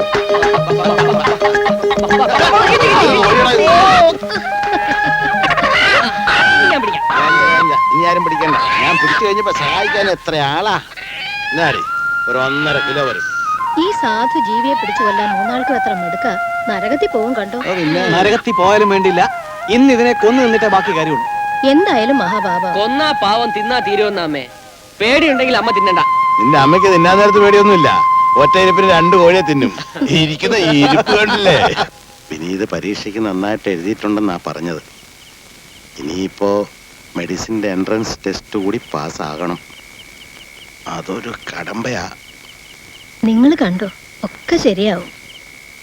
തൃക്കണ്ടിയൂരപ്പന്റെ അനുഗ്രഹം അവൻ എപ്പോഴും ഉണ്ട്. എനിക്കിനി ഒരാഗ്രഹം കൂടെ ഉണ്ടടി. ഇവിടെ ഒരു ആശുപത്രി തുടങ്ങി അവൻ ഡോക്ടർ ആയിരിക്കുന്നത് കാണണം. ഞാനത് കാണും. എന്താ സാർ ഇരുട്ടത്തിരിക്കുന്ന? ലൈറ്റ് ഒന്നും ഇടാതെ. ആഹാരം കൊണ്ടുവന്നിട്ടുണ്ട്. ആ ടേബിളിൽ വെച്ചാൽ ഞാനെടുത്ത് കഴിച്ചോളാം. എന്നിട്ട് ശിവരാമൻ കിടന്നോളൂ. ആ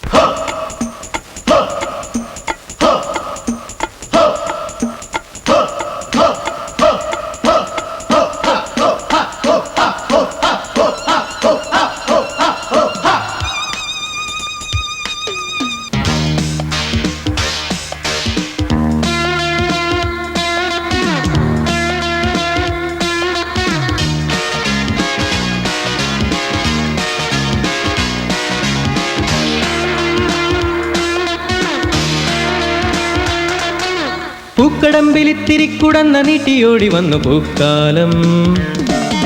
പൂത്തിടമ്പുമായി കുരുന്നു പമ്പരം തിരിച്ചലഞ്ഞു പൂന്തെന്നൽ.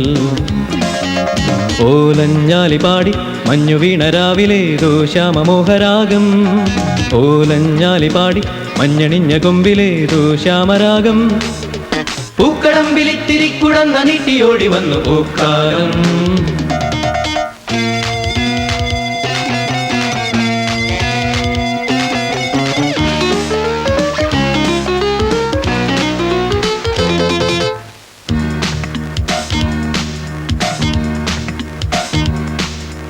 എൻ ലോകം ഈ സ്വപ്നലോകം.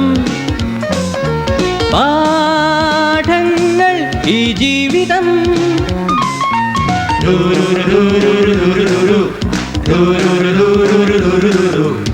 എൻ ലോകം ഈ സ്വപ്നലോകം.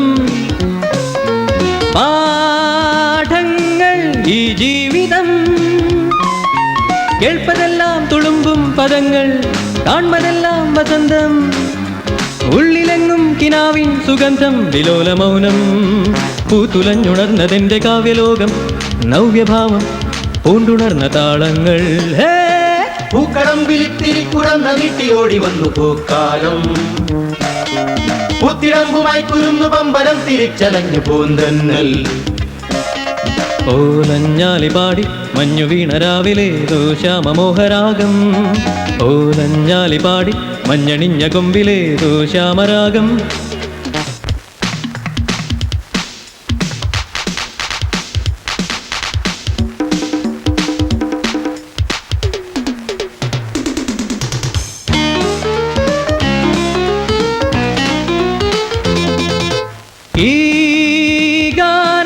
എൻ സ്നേഹഗാനം മേളങ്ങൾ എൻ ജീവനം യൗവനത്തിൻ വിലാസങ്ങളേൽക്കാൻ ബാല്യഭാവം മറയ്ക്കാം തേന്നിലാവിൻ വികാരം നിറയ്ക്കാം വിഭാതരാഗം നെഞ്ചിലൂർന്നു വീണുലഞ്ഞ വർണ്ണമാകാം മോഹങ്ങൾ ഉള്ളലിഞ്ഞു ചേരുമ്പോൾ ഹേ പൂക്കളം വിളിത്തിരിക്കുടം നദിട്ടിയോടി വന്നു പൂക്കാലം പൂത്തിടമ്പുമായി കുരുന്നു പമ്പരം തിരിച്ചലഞ്ഞു പൂന്തന്നൽ ഓലഞ്ഞാലി പാടി മഞ്ഞു വീണ രാവിലെ ശ്യാമമോഹരാഗം ഓലഞ്ഞാലി പാടി മഞ്ഞണിഞ്ഞ കൊമ്പിലെ ശ്യാമരാഗം പൂക്കളം വിളിത്തിരിക്കുടം നദിട്ടിയോടി വന്നു പൂക്കാലം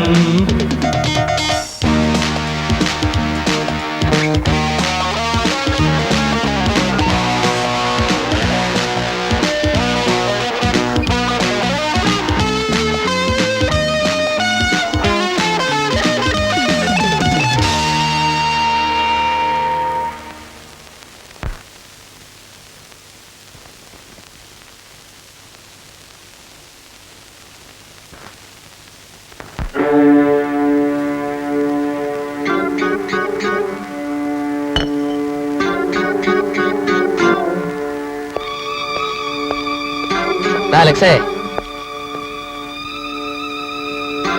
ഉണ്ണി എന്തു പറ്റി? അലക്സേ അലക്സേ ഉണ്ണി എന്താ ഉണ്ടായേ? ഞാൻ തമാശക്ക് അവനെ ബിയർ കുടിപ്പിച്ചപ്പോ കുപ്പി പൊട്ടി. അയ്യോ ശ്വാസമില്ലല്ലോടാ.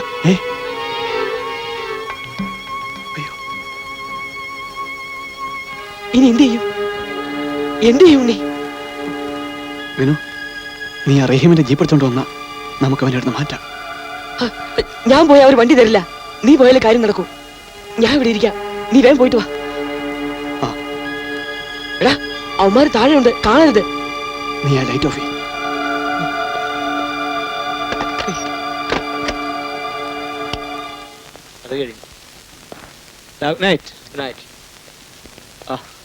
കിടന്നോ? കഥ തുറക്കടേ. എന്നാ ചെയ്യാ? കഥ തുറക്കടാ. തുറക്കടാ. അടിച്ചു പൊളിയാണ്.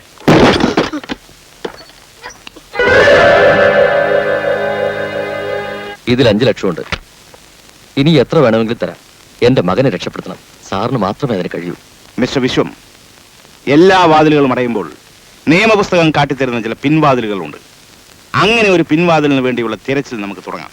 അന്ന് ഹോസ്റ്റൽ മുറിയിൽ കൂടെ ഉണ്ടായിരുന്നു എന്ന് പറയുന്ന കുട്ടി വിനീത് ഒരു സ്കൂൾ മാസ്റ്റർ മകനാണ്. ആ കുട്ടി കോടതിയിൽ സത്യം പറഞ്ഞാൽ ഉണ്ണിക്ക് ഒരിക്കലും രക്ഷപ്പെടാനാവില്ല. മാത്രമല്ല, ഉണ്ണി രക്ഷപ്പെടണമെന്നുണ്ടെങ്കിൽ പ്രതിയുടെ സ്ഥാനത്ത് മറ്റൊരാളെ കോടതിയിൽ ചൂണ്ടിക്കാണിച്ചു കൊടുത്തേ പറ്റൂ. അതിനെന്ത് ചെയ്യും? കോടതി ഭാഷയിൽ ഞങ്ങൾ പറയുന്ന സർക്കംസ്റ്റാൻഷ്യൽ എവിഡൻസ്, അതായത് സാഹചര്യമനുസരിച്ച് ഞങ്ങൾ ഉണ്ടാക്കുന്ന തെളിവുകൾ. ഡെഡ് ബോഡിയോടൊപ്പം സ്റ്റുഡൻസ് കണ്ടു എന്ന് പറയുന്ന ഈ വിനീതാണ് ഇന്നു മുതൽ നമ്മുടെ പ്രതി. നോ, അലക്സിനെ കൊന്ന ഞാനാണ്, വിനു അല്ല. അലക്സ് മാത്യുവിന്റെ മരണത്തിന് ഉത്തരവാദി വിനീതാണെന്ന് വളരെ നിസ്സാരമായി നമുക്ക് തെളിയിക്കാൻ കഴിയും. തന്നെ രക്ഷപ്പെടുത്താനാണ് ഞങ്ങൾ പറയുന്നത്. എനിക്കങ്ങനെ രക്ഷപ്പെടണമെന്നും ആഗ്രഹമില്ല. ഞാൻ ഏത് കോടതിയിലും സത്യം പറയും. എനിക്ക് തന്റെ വക്കാലത്തൊന്നും വേണമെന്ന് ആഗ്രഹമില്ല കേട്ടോ. ഉണ്ണി, നീ മിണ്ടരുത്. അകത്തേക്ക് പോ. അച്ഛൻ ഞാൻ പറഞ്ഞേക്ക് പോകാൻ. വിനു അല്ല അവനെ കൊന്നത്, വിനു നിരപരാധിയാണ്. ഉണ്ണി, അലക്സിനെ കൊന്ന ഞാനാണ്. മിണ്ടല്ലടാ. ഞാനാണ് കൊന്നത്. വിടാൻ പറഞ്ഞില്ലേ? നിങ്ങളോട് എത്തിയ ഉടനെ വിളിക്കണം. കാര്യങ്ങളൊക്കെ അംഗീകാരം പറഞ്ഞിട്ടുണ്ട്.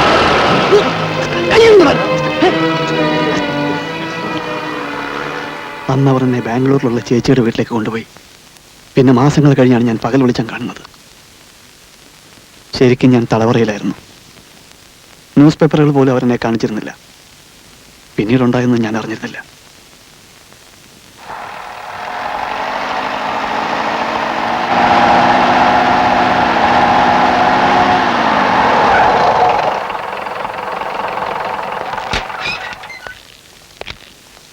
വിനീതുണ്ടോ ഇവിടെ? ഉണ്ട്. എന്താ കാര്യം? മാഷേ, ഞങ്ങൾക്ക് അയാളെ അറസ്റ്റ് ചെയ്തേ പറ്റൂ.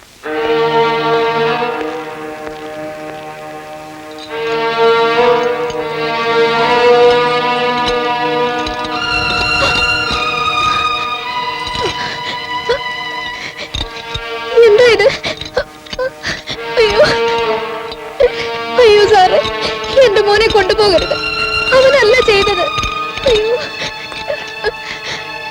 സാറേ, എന്റെ മോനെ കൊണ്ടുപോകരുത്. അവനല്ല ചെയ്തത്. അയ്യോ, നിങ്ങൾ എന്താ നോക്കി നിൽക്കുന്നത്? അവനെ കൊണ്ടുപോകരുതെന്ന് പറ. അയ്യോ, എന്റെ മോൻ. പ്രതിയുടെ മേൽ ആരോപിക്കപ്പെട്ട കുറ്റം പൂർണ്ണമായും ഈ കോടതിയുടെ മുമ്പാകെ തെളിയിക്കപ്പെട്ടിട്ടുണ്ട്. കൃത്യം കണ്ട സാക്ഷികളുടെ മൊഴിയും സംഭവത്തിന് ആധാരമായ വിഷയങ്ങളും അതിബീഭത്സവും ദാരുണവുമായ ഒരു കൊലപാതകത്തിന് ചിത്രമാണ് വരച്ചു കാട്ടുന്നത്. കോളേജ് ഡേ എന്ന ഉന്മാദത്തിന്റെ മറവിൽ 2ാം റാങ്കുകാരനായ പ്രതി വിനീത് 1ാം റാങ്കുകാരനെതിരെ മനസ്സിൽ സൂക്ഷിച്ചിരുന്ന പക തീർക്കുകയാണ് ഉണ്ടായത്. പതഞ്ഞു പൊങ്ങിയ പ്രതികാരത്തിന്റെ അഗ്നി നുരഞ്ഞു പൊന്തുന്ന ബിയർ കുപ്പി കൊണ്ട് തീർക്കാനാണ് പ്രതി ശ്രമിച്ചത്. വായിൽ ബിയർ കുപ്പി കുത്തിക്കയറ്റി പണ്ടെങ്ങും കേട്ടുകേൾവി പോലും ഇല്ലാത്ത വിധത്തിൽ മുറിവേൽപ്പിച്ചും ശ്വാസം മുട്ടിച്ചുമാണ് അലക്സ് മാത്യു പ്രതി വിനീതിന്റെ കൈകളാൽ കൊല്ലപ്പെട്ടത്. പ്രതി കുറ്റക്കാരനാണെന്ന് സംശയലേശമന്യേ ഈ കോടതി മുമ്പാകെ തെളിയിക്കപ്പെട്ട സ്ഥിതിക്ക് നിയമം അനുശാസിക്കുന്ന പരമാവധി ശിക്ഷയ്ക്ക് പ്രതി അർഹനാണ്. ആയതിനാൽ പ്രതിയെ മരണം വരെ തൂക്കിക്കൊല്ലാൻ ഉത്തരവുണ്ടാകേണ്ടതാണെന്ന് ഞാൻ അപേക്ഷിക്കുന്നു.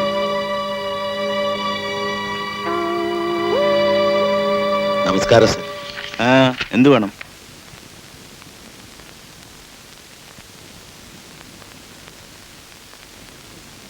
സാർ, ഞങ്ങളുടെ മകൻ വിനീതിന്റെ കാര്യം സാർ വിചാരിച്ച അവനെ രക്ഷിക്കാൻ പറ്റും. ഒരു ഹൈസ്കൂൾ ഹെഡ് മാസ്റ്ററായ നിങ്ങൾ ഇത്തരം വിഡ്ഢിത്തങ്ങൾ പറയരുത്. കുറ്റവാളിയായി കോടതിയിൽ തെളിയിക്കപ്പെട്ട ഒരുവനെ ഒരു പബ്ലിക് പ്രോസിക്യൂട്ടറായി എനിക്കെങ്ങനെ രക്ഷിക്കാൻ പറ്റും? എന്റെ കുഞ്ഞ് മനസ്സുകൊണ്ട് പോലും ചെയ്യാത്ത കുറ്റത്തിനാണ് അവനെ. എന്ന് പറഞ്ഞാൽ കേസന്വേഷിച്ച പോലീസുകാരും കോടതിയിൽ വാദിച്ച ഞാനും പറഞ്ഞതെല്ലാം കള്ളമാണെന്നാണോ? സത്യത്തിൽ അവനല്ല അത് ചെയ്തത്. അത് സാറിനും അറിയാവുന്ന കാര്യമല്ലേ? മിസ്റ്റർ, നിങ്ങൾ എന്താണ് ഈ പറയുന്നത്? സർക്കാരിന് വേണ്ടി ഞാനൊരു കേസ് ഏറ്റെടുത്താൽ എന്റെ എല്ലാ ശ്രമങ്ങളും പ്രതി ശിക്ഷിക്കപ്പെടുക എന്ന ഒരൊറ്റ ഉദ്ദേശത്തോടു കൂടി മാത്രമായിരിക്കും. നിങ്ങളുടെ മകനെ രക്ഷപ്പെടുത്തണമെന്ന് പറഞ്ഞാൽ ഞാൻ ഈ കേസിൽ തോൽക്കണമെന്നല്ലേ? പിന്നെ ഞാൻ ശമ്പളം വാങ്ങിക്കുന്നതിന് എന്തർത്ഥം? സാറേ, ജീവിതത്തിന്റെ പകുതി മുക്കാലും അനുഭവിച്ചു തീർത്തവരാണ് ഞങ്ങൾ. ഇനിയുള്ളതെല്ലാം മകനെ കുട്ടിയുള്ള സ്വപ്നങ്ങൾ മാത്രമാ. അവൻ കൂടെ ഞങ്ങൾക്ക് നഷ്ടപ്പെട്ടാൽ അതെല്ലാം കോടതിയാണ് തീരുമാനിക്കേണ്ടത്. സാറിന്റെ കാല് ഞങ്ങൾ പിടിക്കാം. ഞങ്ങളുടെ മോനെ രക്ഷിക്കണം. ഞാൻ പറഞ്ഞില്ലേ, അതെല്ലാം കോടതിയാണ് തീരുമാനിക്കേണ്ടത്. നിങ്ങൾ പോയാട്ടെ. എന്റെ പൊന്നു സാറേ, ഞങ്ങളെ കൈവടിയല്ലേ. അവന് വേണ്ടി അപേക്ഷിക്കാൻ ഞങ്ങൾക്ക് വേറൊരിടവും ഇല്ല. വരാൻ മേൽപ്പറഞ്ഞ കാര്യങ്ങൾ പ്രതിയെ കുറ്റകൃത്യവുമായി ബന്ധിപ്പിക്കുന്നതാണ്. ആയതിനാൽ പ്രതി കുറ്റവാളിയാണെന്ന് കണ്ടും കുറ്റകൃത്യത്തിന്റെ പൈശാചികത കണ്ടും പ്രതിക്ക് കൊലക്കുറ്റത്തിനുള്ള പരമാവധി ശിക്ഷ വിധിച്ചിരിക്കുന്നു. ഇന്ത്യൻ ശിക്ഷാ നിയമം വകുപ്പ് 302 പ്രകാരം പ്രതിയെ മരണം വരെ തൂക്കിക്കൊല്ലാൻ വിധിച്ച് ഈ കോടതി ഉത്തരവാകുന്നു.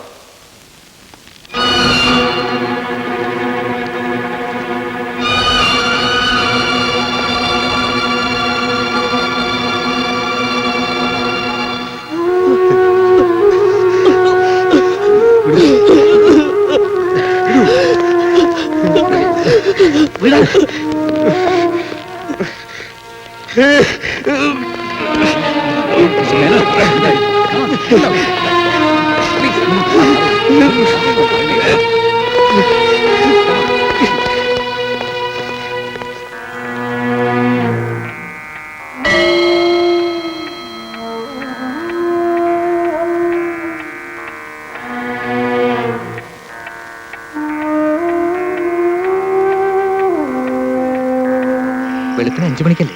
അതെ. പോകാനുള്ള വണ്ടി ഇപ്പൊ എത്തും. 4 മണിക്ക് എത്താമെന്നാ സുഖ പറഞ്ഞത്. മാഷോടൊന്ന് പറഞ്ഞോളൂ, നേരായി വരണമെന്ന്.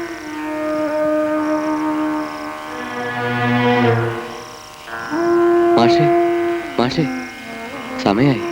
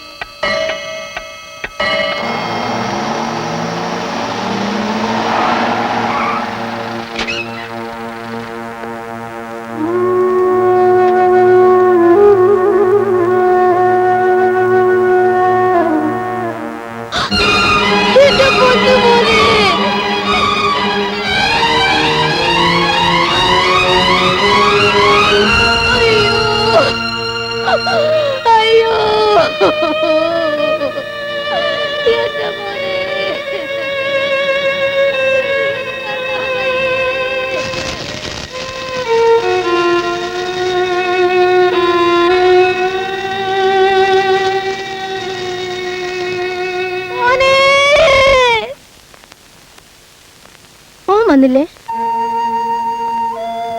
മാഷെ, ഇന്ന് നേരത്തെ സ്കൂളിൽ നിന്ന് വരണം കേട്ടോ. മിനിമം നിന്ന് വരുമെന്നല്ലേ പറഞ്ഞേ? കൂട്ടുകാരൻ കാണും. അവൻ എന്താ എഴുത്തെഴുതാത്തെ? എന്താ എഴുതാത്തെന്ന്? എന്റെ മോനെ അവര് കൊന്നു. എനിക്ക് എന്റെ മോനെ വേണം. ദേ ഒന്ന് നിന്നേ. വിനു ഡോക്ടറിന് പഠിക്കാൻ പോയിരിക്കുക. അവൻ പഠിച്ചു വരുമ്പോ വലിയൊരു ആശുപത്രി ഞങ്ങൾ പണിയും. ഒരുപാട് മുറികളുള്ള വലിയൊരു ആശുപത്രി. അവൻ എന്നാ വരുന്നേ? എന്റെ മോനെ വേണോ? Good morning. Morning doctor. മാധവിയെ എന്നാ എനിക്ക് തിരിച്ചു കിട്ടാ? വരൂ. ഇന്ന് അല്പം കൂടുതലാണ്. മാഷ കണ്ടതുകൊണ്ട് ഓർമ്മ തിരിച്ചു കിട്ടുന്ന സംഭവമോ പരിചയമുള്ള വ്യക്തിയെ കാണുമ്പോൾ ഇങ്ങനെയൊക്കെ ഉണ്ടാകും.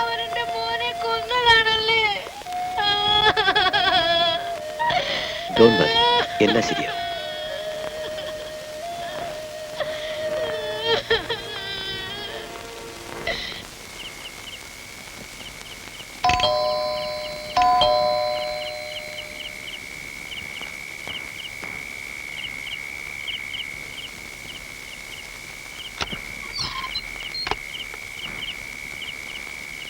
എന്താ നാരായണ? എന്റെ മോളെ കാണാനില്ല. എവിടെ പോയി? പ്രാക്ടീസിന് പോയതാ. അവൾ വരും. ബസ് കിട്ടി കാണില്ല. ഇല്ല, അന്വേഷിക്കാവുന്നിടത്തൊക്കെ അന്വേഷിച്ചു. വിഷമിക്കാതിരി, നമുക്ക് എന്തായാലും ഉടനെ ചെയ്യാം. മാറിക്കല പറഞ്ഞു. ആ മോളെ ഇങ്ങോട്ട് നടത്തിച്ച് ഇങ്ങോട്ട് എടുപ്പിക്കാം. മാറാ.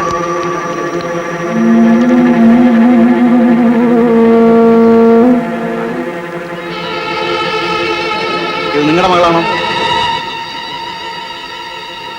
എന്റെ മോളല്ല. ഇതെന്റെ മോളല്ല. വരും. ആ മാറ. ഒതുങ്ങി നിൽക്കണടാ. ആ നിങ്ങളൊക്കെ അവിടെ പോണം. മാറണം, അങ്ങോട്ട് പോണം. അവിടെ മാറണം. മാറണം. അവളെ പിരിഞ്ഞ് ഞാൻ ഇരുന്നിട്ടില്ല കെ പി. തനിക്കിന്ന് പോണോ? ഇല്ല, ഞാൻ പോകുന്നില്ല. എനിക്കൊരു സമാധാനവും കിട്ടുന്നില്ല കെ പി. എന്തോ ആപത്ത് വരാൻ പോകുന്നു എന്ന് എന്റെ മനസ്സ് പറയുന്നു. താൻ വേണ്ടാത്തതൊക്കെ ആലോചിക്കാതെ സമാധാനമായിട്ടിരിക്കുക. സർവശക്തനായ ദൈവം അങ്ങനെ ഒന്നും വരുത്തില്ല.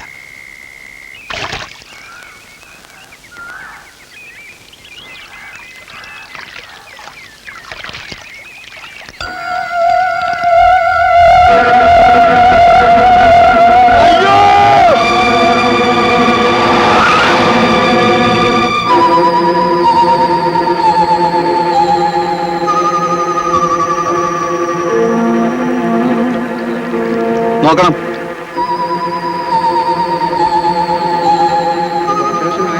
എന്റെ മോളെ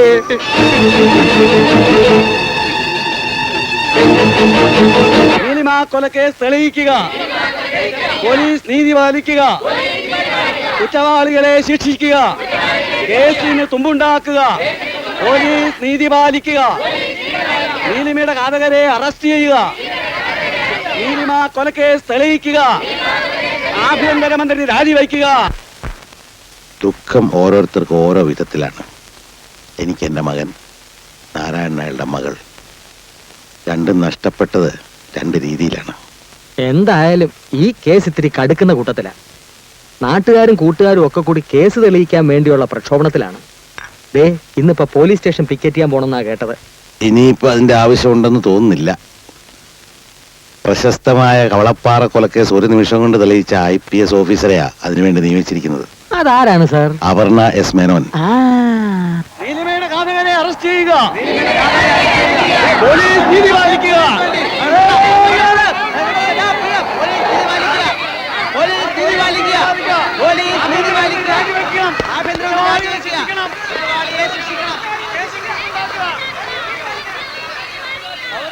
അവരെ പിരിച്ചുവിടും. Yes madam.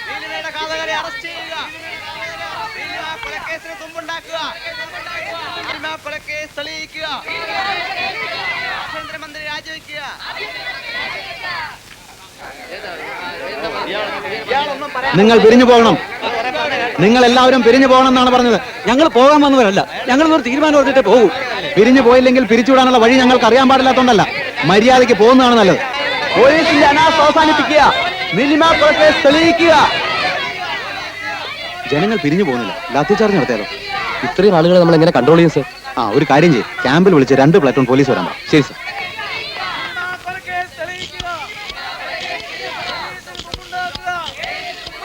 ഹലോ, ക്യാമ്പല്ലേ? ഇത് നോർത്ത് സ്റ്റേഷനിൽ നിന്നാണ്. ഉടനെ 2 പ്ലാറ്റൂൺ പോലീസിനെ അയക്കണം. നോ, വേണ്ടെന്ന് പറയൂ. സർ. ഹലോ, ഇപ്പൊ വേണ്ട, ആവശ്യമുണ്ടെങ്കിൽ വിളിക്കാം.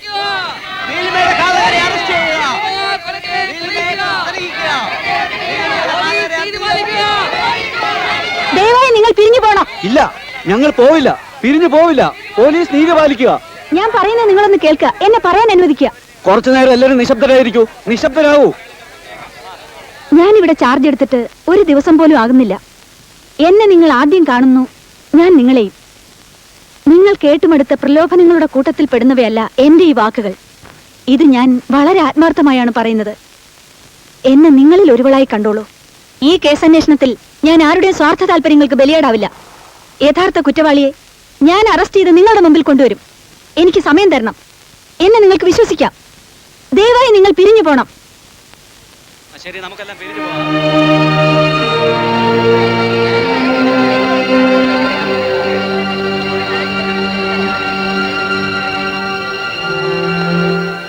കേസ് അന്വേഷിക്കാൻ തുടങ്ങിയിട്ട് കുറെ നാളുകളായല്ലോ.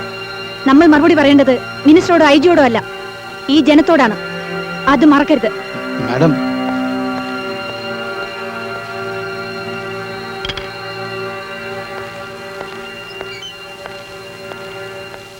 ഇതുവരെ നമ്മൾ ചെയ്തു എന്ന് പറയാൻ എന്തുണ്ട്? മാഡം, അത് നോ എക്സ്ക്യൂസ്. നീലിമയുടെ സ്വകാര്യ ജീവിതവുമായി ബന്ധപ്പെട്ടിരുന്നവരുടെ എല്ലാം പാസ്റ്റ് ലൈഫിന്റെ ഒരു പിക്ചർ കളക്ട് ചെയ്യണം. ഐ മീൻ, അവരെവിടുണ്ട്, എന്ത് ചെയ്യുന്നു എന്നൊക്കെ.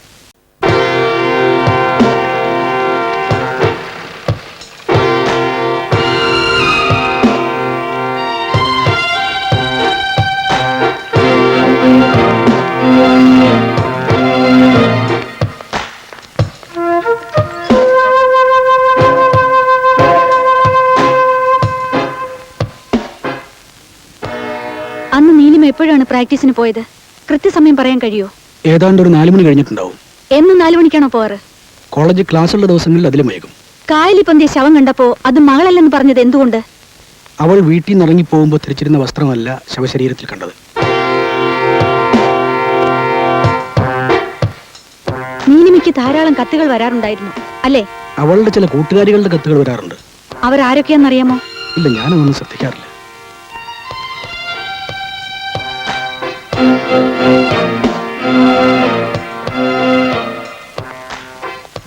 ആരേത്?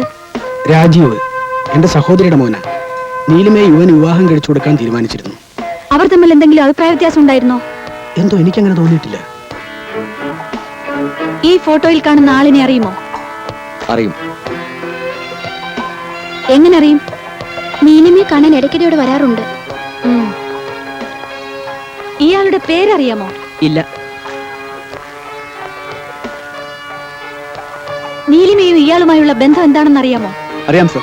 ഒരിക്കൽ അവൾ കസിൻ ആണെന്ന് പറഞ്ഞ് പരിചയപ്പെടുത്തിയിട്ടുണ്ട്. അയാൾ അവസാനമായി എന്നാണ് ഇവിടെ വന്നത്? നീലിമയെ കാണാതായ ദിവസം. അന്ന് അവർ തമ്മിൽ പ്രശ്നങ്ങൾ എന്തെങ്കിലും ഉണ്ടായതായി അറിയാമോ? ഞങ്ങൾ ദൂരത്ത് പ്രാക്ടീസ് ചെയ്തുകൊണ്ടിരിക്കുകയായിരുന്നു. അവർ തമ്മിൽ സംസാരിച്ച് എന്താണെന്ന് കേട്ടില്ല. രാജീവ് റെയിൽവേയിലാണ് ജോലി ചെയ്യുന്നത് അല്ലേ? അതെ. എത്ര വർഷമായി സർവീസിൽ കയറിയിട്ട്? 4 വർഷം. ആ, നിങ്ങൾ 6 പേരല്ലേ ആ ലോഡ്ജിൽ താമസിക്കുന്നത്? അതെ. എനിക്കെല്ലാം അറിയാം. എന്നോട് കള്ളം പറയരുത്. രാജീവ് എന്തിനാണ് നീലിമയെ കൊന്നത്?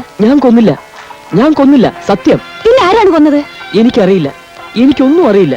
നിങ്ങളുടെ വിവാഹമൊക്കെ നിശ്ചയിച്ചിരുന്നല്ലോ. ഉവ്വ്. നിങ്ങൾ ഭാര്യ ഭർത്താക്കന്മാരെ പോലെയാണ് ജീവിച്ചിരുന്നത് അല്ലേ? അല്ല. അപ്പോൾ നീലിമ ഗർഭിണിയായതോ? എനിക്കതും അറിഞ്ഞൂടാ. നിങ്ങൾ തമ്മിൽ ഇഷ്ടമായിരുന്നു, നിങ്ങളുടെ വിവാഹം നിശ്ചയിച്ചിരുന്നു, പിന്നെ അവൾ ഗർഭിണിയായത് അറിഞ്ഞില്ല എന്ന് പറഞ്ഞാൽ? സത്യമായി എനിക്ക് അറിഞ്ഞൂടാ. വരൂ.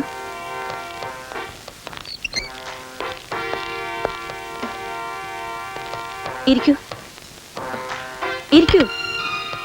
നിങ്ങൾ ലതാന്നൊരു പെൺകുട്ടിയെ കല്യാണം കഴിച്ചോളാം എന്ന് പറഞ്ഞിരുന്നോ? ഇല്ല, എനിക്ക് അതിനൊരു പെൺകുട്ടിയെ അറിയില്ല.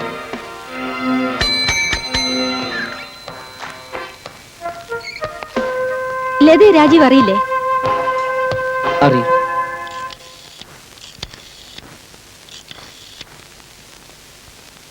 ഞാനാ പരേര സാർ. അവള് നമ്മൾ പറഞ്ഞ പോലെ തന്നെ പറഞ്ഞു. ലത.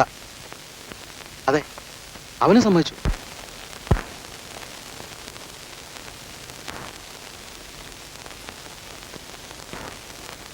രാജീവിന്റെ വിവരം അറിഞ്ഞോ? അറിഞ്ഞു. അവൻ എങ്ങനെ തോന്നി ചെയ്യാൻ? എന്റെ മോളെ വിവാഹം കഴിക്കാൻ ഇഷ്ടമല്ലായിരുന്നെങ്കിൽ അവനത് തുറന്നു പറഞ്ഞാൽ മതിയായിരുന്നല്ലോ. നാരായണകുട്ടി, രാജീവാണ് ഇത് ചെയ്തതെന്ന് എനിക്ക് ഇനിയും വിശ്വാസം വരുന്നില്ല. ഇല്ല ബേബി, അവനാണ് ഇത് ചെയ്തത്. അവനാണ് ഇത് ചെയ്തത്. ഏതടിസ്ഥാനത്തിലാണ് നിങ്ങൾ അങ്ങനെ വിശ്വസിക്കുന്നത്? അവൻ മറ്റൊരു പെണ്ണിനോടും കല്യാണം കഴിക്കാമെന്ന് ഉറപ്പ് കൊടുത്തിരുന്നു. ദുഷ്ടൻ.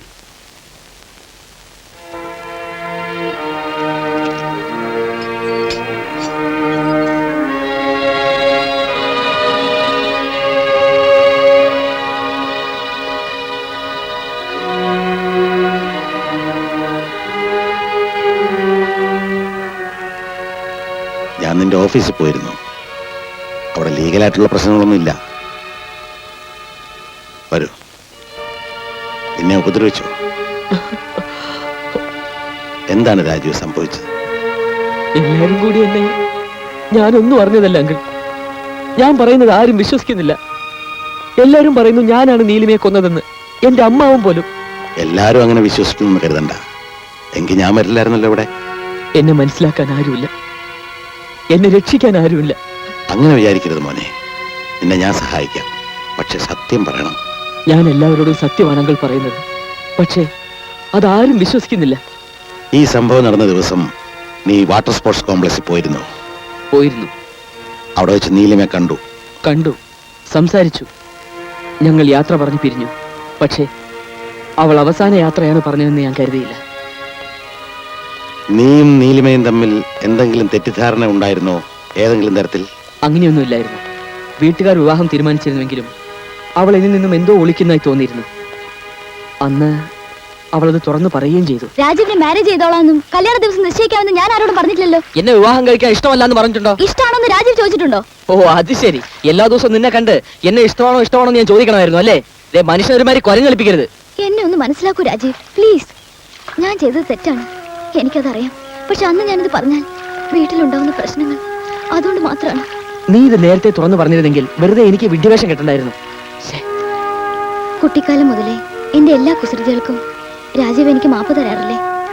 എനിക്കറിയാം ഇക്കാര്യത്തിലും രാജീവ് എന്നോട് ക്ഷമിക്കുമെന്ന്. ക്ഷമിക്കാൻ നീലിമേ.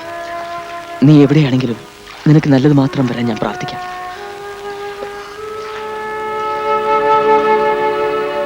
പിന്നീട് അവളുടെ മരണമാണ് ഞാൻ അറിയുന്നത്. അവൾക്ക് മറ്റൊരാളെ ഇഷ്ടമായിരുന്നെന്ന് പറഞ്ഞല്ലോ. അതാരായിരുന്നു? അതൊന്നും ഞാൻ ചോദിച്ചില്ല. ലത എന്നൊരു പെൺകുട്ടി നീ കല്യാണം കഴിക്കുമെന്നും പറഞ്ഞ് നടക്കുന്നുണ്ടല്ലോ. അതാരോ കരുതിക്കുട്ടി ചെയ്തൊരു ചതിവാണ്. ആര്? അറിയില്ല. നിനക്ക് ആ പെൺകുട്ടിയെ പരിചയമുണ്ടോ? കണ്ടിട്ടുണ്ട്. ഞങ്ങളുടെ ലോഡ്ജിൽ കൂട്ടുകാരിടയ്ക്കിടെ അവളെ കൂട്ടിക്കൊണ്ടുവരാറുണ്ട്. പക്ഷെ അങ്കിൾ, ഞാൻ അത്തരം കമ്പനിയിൽ നിന്നും കൂടാറില്ല. രാജീവ് നീലിമയായുള്ള ബന്ധം, ഐ മീൻ മരിക്കുമ്പോൾ നീലിമ ഗർഭിണിയായിരുന്നല്ലോ. സ്വാഭാവികമായും അങ്കിൾ, ഞാൻ പറഞ്ഞില്ലേ, ഞങ്ങൾ തമ്മിൽ അങ്ങനെയുള്ള ബന്ധം ഒന്നും ഇല്ലായിരുന്നു. ഇതാണ് സത്യം. സംസാരിച്ചു. മാഡം, എനിക്ക് രാജീവിനെ ജാമ്യത്തിൽ വിട്ടുതരണം. നോ, ഒരു കൊലപാതക കേസിൽ സംശയിച്ചാണ് അയാളെ അറസ്റ്റ് ചെയ്തിരിക്കുന്നത്. സംശയം മാത്രമല്ലേ ഉള്ളൂ, തെളിയിക്കപ്പെട്ടിട്ടില്ലല്ലോ. ദയവ് ചെയ്ത് എന്റെ ജോലിയിൽ തടസ്സമുണ്ടാക്കരുത്. ഞാൻ മനസ്സിലാക്കിയിടത്തോളം അയാൾ നിരപരാധിയാണ്. കുറ്റം അയാൾ സമ്മതിക്കുന്നുവെങ്കിലോ? ഇവിടുത്തെ സാഹചര്യത്തിൽ ഒരുപക്ഷെ സമ്മതിച്ചേക്കാം. അയാൾ കുറ്റവാളിയാണെന്നുള്ളതിന് ഇവിടെ തെളിവുണ്ട്. മാഡം, ഞാനൊരു വാദപ്രതിവാദത്തിന്റെ മൂഡിലല്ല. കുറ്റവാളി അല്ലെങ്കിൽ അയാളെ രക്ഷിക്കാനുള്ള ശ്രമത്തിലാണ്. എന്നോട് സഹകരിക്കാൻ ദയവ് കാണിക്കണം. I am sorry. ഞാൻ അയാൾക്ക് ജാമ്യം തരുന്ന പ്രശ്നമേ ഇല്ല. നിർബന്ധമാണെങ്കിൽ നിങ്ങൾക്ക് കോടതിയെ സമീപിക്കാമല്ലോ. വെറും സംശയത്തിന്റെ അടിസ്ഥാനത്തിൽ മാത്രമാണ് പ്രതി രാജീവിനെ പോലീസ് കസ്റ്റഡിയിൽ എടുത്തിട്ടുള്ളതെന്ന് FIR-ൽ കാണുന്നു. സംശയങ്ങളുടെ അടിസ്ഥാനത്തിൽ ഒരാളെ പോലീസിന് കസ്റ്റഡിയിലെടുത്ത് ഭേദ്യം ചെയ്യാമെന്നുണ്ടെങ്കിൽ അത് നിരപരാധിയെ അപരാധിയാക്കുന്നതിന് തുല്യമാണ്. പ്രഥമ ദൃഷ്ട്യാ പ്രതി കുറ്റക്കാരനാണെന്ന് സ്ഥിരീകരിക്കത്തക്ക കാര്യങ്ങളൊന്നും പോലീസ് ചൂണ്ടിക്കാണിച്ചിട്ടുമില്ല. ആ സ്ഥിതിക്ക് ജാമ്യാപേക്ഷ സ്വീകരിച്ച് ബഹുമാനപ്പെട്ട കോടതി പ്രതിക്ക് ജാമ്യം അനുവദിക്കേണ്ടതാണ്. No your owner. ഈ കേസിന്റെ മുന്നോട്ടുള്ള മുഴുവൻ പുരോഗതിയും പ്രതി രാജീവിൽ നിന്ന് ലഭിക്കേണ്ട തെളിവുകളെ ആശ്രയിച്ചാണ് ഇരിക്കുന്നത്. ആ അവസ്ഥയിൽ പ്രതിക്ക് ജാമ്യം നൽകുന്നത് കേസന്വേഷണത്തെ തടസ്സം ചെയ്യുക മാത്രമല്ല, തെളിവുകൾ നശിപ്പിക്കപ്പെടാനും സാധ്യതയുണ്ട്. So the bail application may be dismissed and the accused may be remanded to the police custody. No your honour. വേട്ടപ്പട്ടിയെ കൊണ്ട് കാടിളക്കി കുരപ്പിച്ച് നായാട്ടുമൃഗങ്ങളെ കണ്ടെത്തുന്ന പ്രാകൃത രീതി പഴയ രാജനീതിയാണ്. അത് രാജാസനങ്ങളുടെ കാലത്ത്. ഇപ്പൊ പട്ടി എത്ര കുറച്ചാലും കാട്ടുമൃഗങ്ങൾ അനങ്ങാറില്ല. ചേച്ചേ, ഇത് കോടതിയാണെന്ന് പോലും എന്റെ സുഹൃത്ത് മറന്നു പോകുന്നു. ആവശ്യമില്ലാതെ ഉപമയും ഉൾപ്രേക്ഷയും പറഞ്ഞാൽ ജാമ്യം കിട്ടുമോ സാറേ? വെയിറ്റ്, എന്താ ഇത്? നിങ്ങൾ എപ്പോ കണ്ടാലും കീരിയും പാമ്പും പോലെ. യെസ് യുവർ ഓണർ, അതങ്ങനെയാണ്, അങ്ങനെ ആയിപ്പോയി. എങ്ങനെയായാലും ഈ കേസന്വേഷണത്തിന്റെ പുരോഗതിക്ക് ചൂണ്ടുവലയാകേണ്ട പ്രതിയെ ജാമ്യത്തിലിറക്കാമെന്ന എന്റെ സുഹൃത്തിന്റെ മോഹം വെറും വ്യാമോഹം മാത്രമാണ്. വഴി ചൂണ്ടിക്കാണിക്കാനാണ് ചൂണ്ടുപലക എന്ന് വിചാരിച്ച് വഴിയുടെ പ്രയോജനം ഒരിക്കലും അത് ചെയ്യില്ല. എന്റെ സുഹൃത്ത് പറഞ്ഞതുപോലെ പ്രതി ഈ കേസിൽ വഴികാട്ടിയാണെങ്കിൽ പോലും കുറ്റം ചെയ്തിരിക്കണമെന്നില്ല. പ്രതിക്കെതിരെ പ്രതി തന്നെ തെളിവുകൾ ശേഖരിച്ചു കൊടുക്കണമെന്ന് നിയമം അനുശാസിക്കുന്നുമില്ല. Totally bail is my right. I mean പ്രതിയുടെ അവകാശമാണ്, ഒരിക്കലും ഔദാര്യമാകുന്നില്ല. Yes, application allowed. പ്രതിക്ക് ജാമ്യം അനുവദിച്ചിരിക്കുന്നു.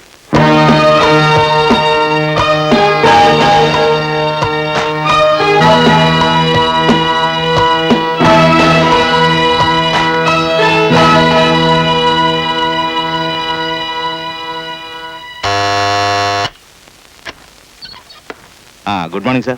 മോർണിംഗ്. വരും. ഇരിക്കൂ. എന്താ വിശേഷിച്ച്? ഞാനിപ്പോ വന്നത് ഒരു പ്രധാനപ്പെട്ട കാര്യം പറയാനാണ്. അഡ്വക്കേറ്റ് കെ പി മേനും സാറും ചിരകാല സുഹൃത്തുക്കളാണല്ലോ. അതെ. ഇപ്പോൾ നിങ്ങൾ തമ്മിൽ വല്ല പ്രശ്നമുണ്ടോ? എന്ത് പ്രശ്നം? അല്ല, ഞാൻ പറഞ്ഞു വരുന്നത്, ഇപ്പോ നമ്മൾ സുഹൃത്തുക്കളാണെന്ന് കരുതുന്നത്. സാറിന് ദൂഷ്യം വരുന്ന ഒരു കേസ് ഞാൻ ഏറ്റെടുക്കില്ല. അതാണ് എന്റെ മര്യാദ. ഇപ്പൊ ആര് മര്യാദയോട് കാണിച്ചു എന്നാ മിസ്റ്റർ പെരേര പറയുന്നത്? സാറിന് മകളുടെ കൊലയാളി രക്ഷപ്പെടുന്നതിൽ വിഷമമില്ലേ? അഡ്വക്കേറ്റ് കെ പി മേനോൻ ഈ നിലയ്ക്ക് ഈ കേസുമായി മുന്നോട്ട് പോവുകയാണെങ്കിൽ പ്രതി രാജീവ് രക്ഷപ്പെടാനാണ് സാധ്യത. തന്നെയുമല്ല, പ്രതിയെ ജാമ്യത്തിലിറക്കി ഇപ്പൊ വീട്ടിൽ കയറ്റി താമസിപ്പിച്ചിരിക്കുകയാണ് അയാൾ. ആത്മാർത്ഥതയുണ്ടെന്ന് പറയുന്ന ഒരു സുഹൃത്ത് ചെയ്യുന്ന പണിയാണോ ഇത്? എനിക്ക് മനസ്സിലാവുന്നില്ല. മനസ്സിലാകാനൊന്നുമില്ല. അഡ്വക്കേറ്റ് കെ പി മേനോട് ഈ കേസിൽ നിന്ന് പിന്മാറാൻ സാറ് പറയണം. അതാണ് ബുദ്ധി. ഞാൻ എന്ത് തെറ്റ് ചെയ്തു നാരായണകുട്ടി? എന്റെ മോളെ കൊന്നവനെ താൻ ജാമ്യത്തിലിറക്കിയോ? ശരിയാണ്. അത് തന്നെ താൻ ചെയ്തു തെറ്റ്. എന്റെ മോനെ ഇത് ചെയ്യാൻ കഴിയില്ലേട്ടാ. നീലിമയെ കൊന്നത് ഇവനാണെന്ന് ഏട്ടന് പറയാൻ പറ്റുമോ? ഞാൻ പറയുന്നതല്ലോ, പോലീസുകാർ അന്വേഷിച്ച് തീരുമാനിച്ചതാണ്. പിന്നെ നിന്റെ പുന്നാര മോനെ കുറിച്ച് മറ്റു ചില കഥകളും ഞാൻ കേട്ടു. നാരായണൻകുട്ടി ഇങ്ങനെ എമോഷണൽ ആവരുത്. സത്യം എന്താണെന്ന് കാലം തെളിയിക്കും. അതുവരെ കാത്തിരിക്കാനുള്ള സന്മനസ്സെങ്കിലും കാണിക്കും. ഓ, അതിനായിരിക്കും വേണ്ടതെല്ലാം കൊടുത്ത് ഇവനെ ഇവിടെ തന്നെ കുടിയിരുത്തിയിരിക്കുന്നത്. അമ്മാവ, ഈ പറയുന്നതൊക്കെ കള്ളമാണ്. ഇത് വിശ്വസിക്കരുത്. മിണ്ടരുത്. എനിക്ക് നിന്റെ ശബ്ദം കേൾക്കണ്ട. നിന്നോട്ട് കാണാൻ വേണ്ട. അമ്മാവ, ചന്ദ്രികാചർച്ചിതമായ രാത്രി. ദുഃഖിതയായ ഷർലി കുടിലിന്റെ ജാലകത്തിനരികിൽ ദിവാസ്വപ്നം കണ്ടിരിക്കുകയായിരുന്നു. ദൂരത്തുപോയ ജോസുകുട്ടിയെ മനസ്സിൽ ധ്യാനിച്ചവൾ. Phone call വല്ലതുണ്ടായിരുന്നോ? ദൂരത്തുപോയ ജോസുകുട്ടിയെ മനസ്സിൽ ധ്യാനിച്ചവൾ. മുത്തശ്ശി, എന്റെ കുട്ടി, ഈ ലക്കത്തിൽ ഇത് തീരുവാ. ജോസുകുട്ടി കാല് മാറുമോ എന്നാ എന്റെ സംശയം. എന്റെ ഈശ്വര, ഈ ഷേർലി ഒരു പാവമായിരുന്നു. അതിനെ അവൻ ചതിക്കുമോ ആവോ? മുത്തശ്ശി, ഞാൻ ചോദിച്ചു ഫോണിന്റെ കാര്യ.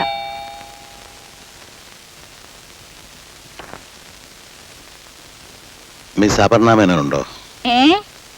മിസ് അപർണ മേനോനോ? നമ്മളാരാ? ഞാൻ advocate K P Menon. ASP Aparna സാറുണ്ടോന്നല്ലേ ചോദിച്ചത്? അതെ. അങ്ങനെ വഴിക്ക് വാ. ഉണ്ട്. വരൂ. നമസ്കാരം. ഇരിക്കൂ. ഞാൻ ആ കേസിനെ കുറിച്ച് സംസാരിക്കാനാണ് വന്നത്. ഒഫീഷ്യലായ കാര്യങ്ങൾ ഇങ്ങനെ വീട്ടിൽ വന്ന് സ്വകാര്യമായി സംസാരിക്കുന്നത് ശരിയല്ല. അതെനിക്കറിയാം. ശരിയും തെറ്റും തിരിച്ചറിയാൻ മാഡം ഒരു പുനർചിന്തനം നടത്തണം. ഇതൊരു ഒഫീഷ്യൽ വിസിറ്റായി കരുതണ്ട. രാജീവിനെ നിങ്ങൾ ജാമ്യത്തിലെടുത്തു. എന്നിട്ട് ആ കേസ് അന്വേഷിക്കുന്ന എന്നെ സ്വാധീനിക്കാൻ ശ്രമിക്കുന്നു. ഇത് നെറിയേടാണ്. ഞാൻ police officer Aparna Menon IPS അല്ല സംസാരിക്കുന്നത്. എന്റെ മകളോടാണെന്ന് വിചാരിക്കുക. ഒരിക്കലൊരു നിരപരാധി ശിക്ഷിക്കപ്പെട്ടത് എല്ലാം തകർന്ന് നോക്കി നിന്നവനാണ് ഞാൻ. കൈയെത്തുന്ന ദൂരത്തായിരുന്നിട്ട് പോലും എനിക്കൊന്നും ചെയ്യാൻ കഴിഞ്ഞില്ല. രാജീവ് എന്റെ മകനല്ലെങ്കിൽ കൂടി നിരപരാധിയായിരിക്കെ അവൻ ശിക്ഷിക്കപ്പെടരുത്. അയാൾ നിരപരാധിയാണെന്ന് നിങ്ങളല്ല തീരുമാനിക്കേണ്ടത്, കോടതിയാണ്. അതിനുള്ള തെളിവുകൾ ശേഖരിക്കേണ്ടത് ഞങ്ങളുടെ ജോലിയാണ്. അതിലിടപെടാൻ നിങ്ങൾക്കെന്ത് അവകാശം? ഓ, വക്കീലാണല്ലോ. പ്രതിഫലം മോഹിച്ച് ഏതു തരത്തിലും കക്ഷിയെ രക്ഷപ്പെടുത്തുന്ന വക്കീലല്ല ഞാൻ. കുറ്റവാളിയെ രക്ഷപ്പെടുത്തിക്കൊണ്ട് നിരപരാധിയെ ശിക്ഷിക്കരുതെന്ന് നിർബന്ധമുള്ള വക്കീലാണ്. തെളിവെടുപ്പിന് ശേഷം രാജീവിനെ കോടതിയിൽ ഹാജരാക്കുന്ന തീയതി അല്പം ഒന്ന് വൈകിച്ചാൽ യഥാർത്ഥ കുറ്റവാളിയെ കണ്ടെത്താൻ കഴിയും. നിങ്ങൾക്ക് ഉറപ്പുണ്ടോ? ഉണ്ട് മാഡം. രാജീവ് നിരപരാധിയാണെന്ന് ഞാൻ വിശ്വസിക്കുന്നു.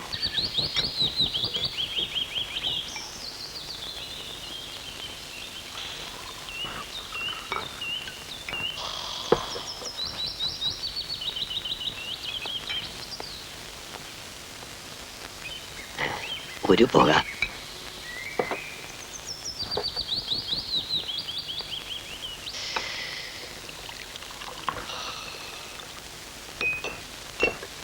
ഒരു ബീഡി കൂടെ തരുവോ?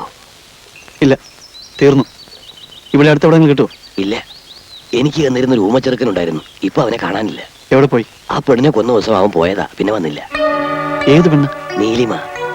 ഞങ്ങളുടെ അവിടെ ബോട്ട് പ്രാക്ടീസിന് വന്നുകൊണ്ടിരുന്ന പെണ്ണ. രാത്രി കാവല് നിൽക്കുന്ന ഗൂർക്ക വരെ കഞ്ചാവ് വലിച്ചു തുടങ്ങി.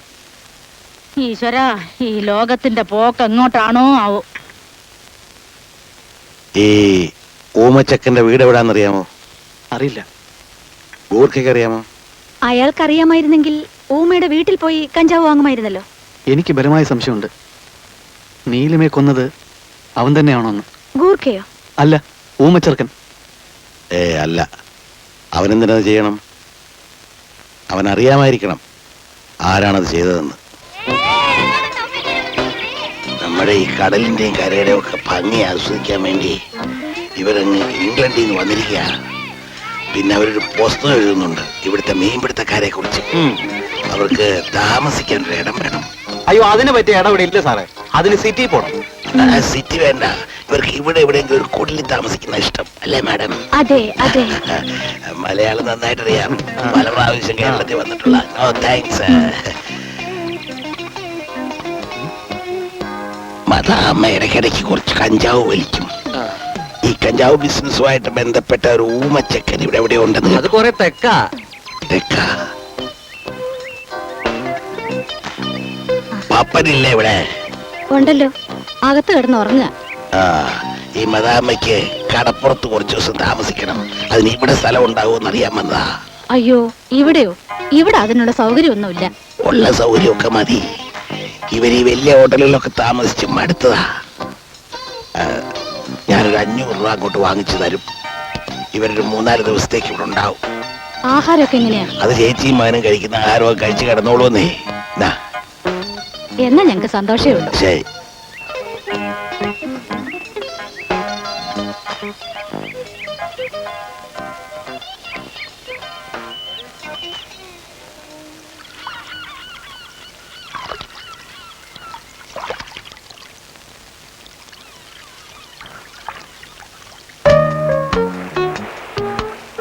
ഹലോ ഹലോ,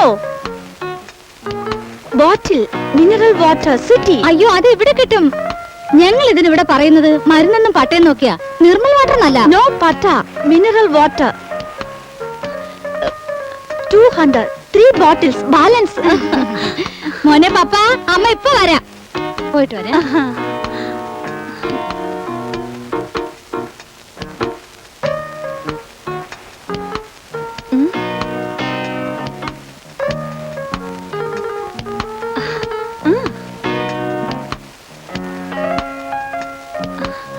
വാ.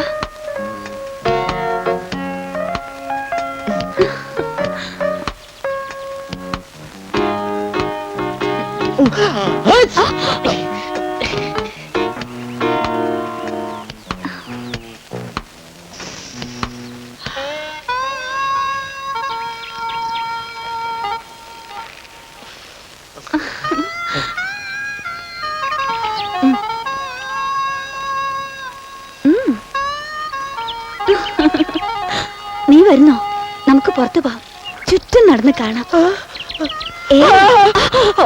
സോറി സോറി സോറി, പേടിക്കണ്ട, നമുക്ക് പുറത്തു പോവാം. ഞാനല്ലേ വിളിക്കുന്നേ.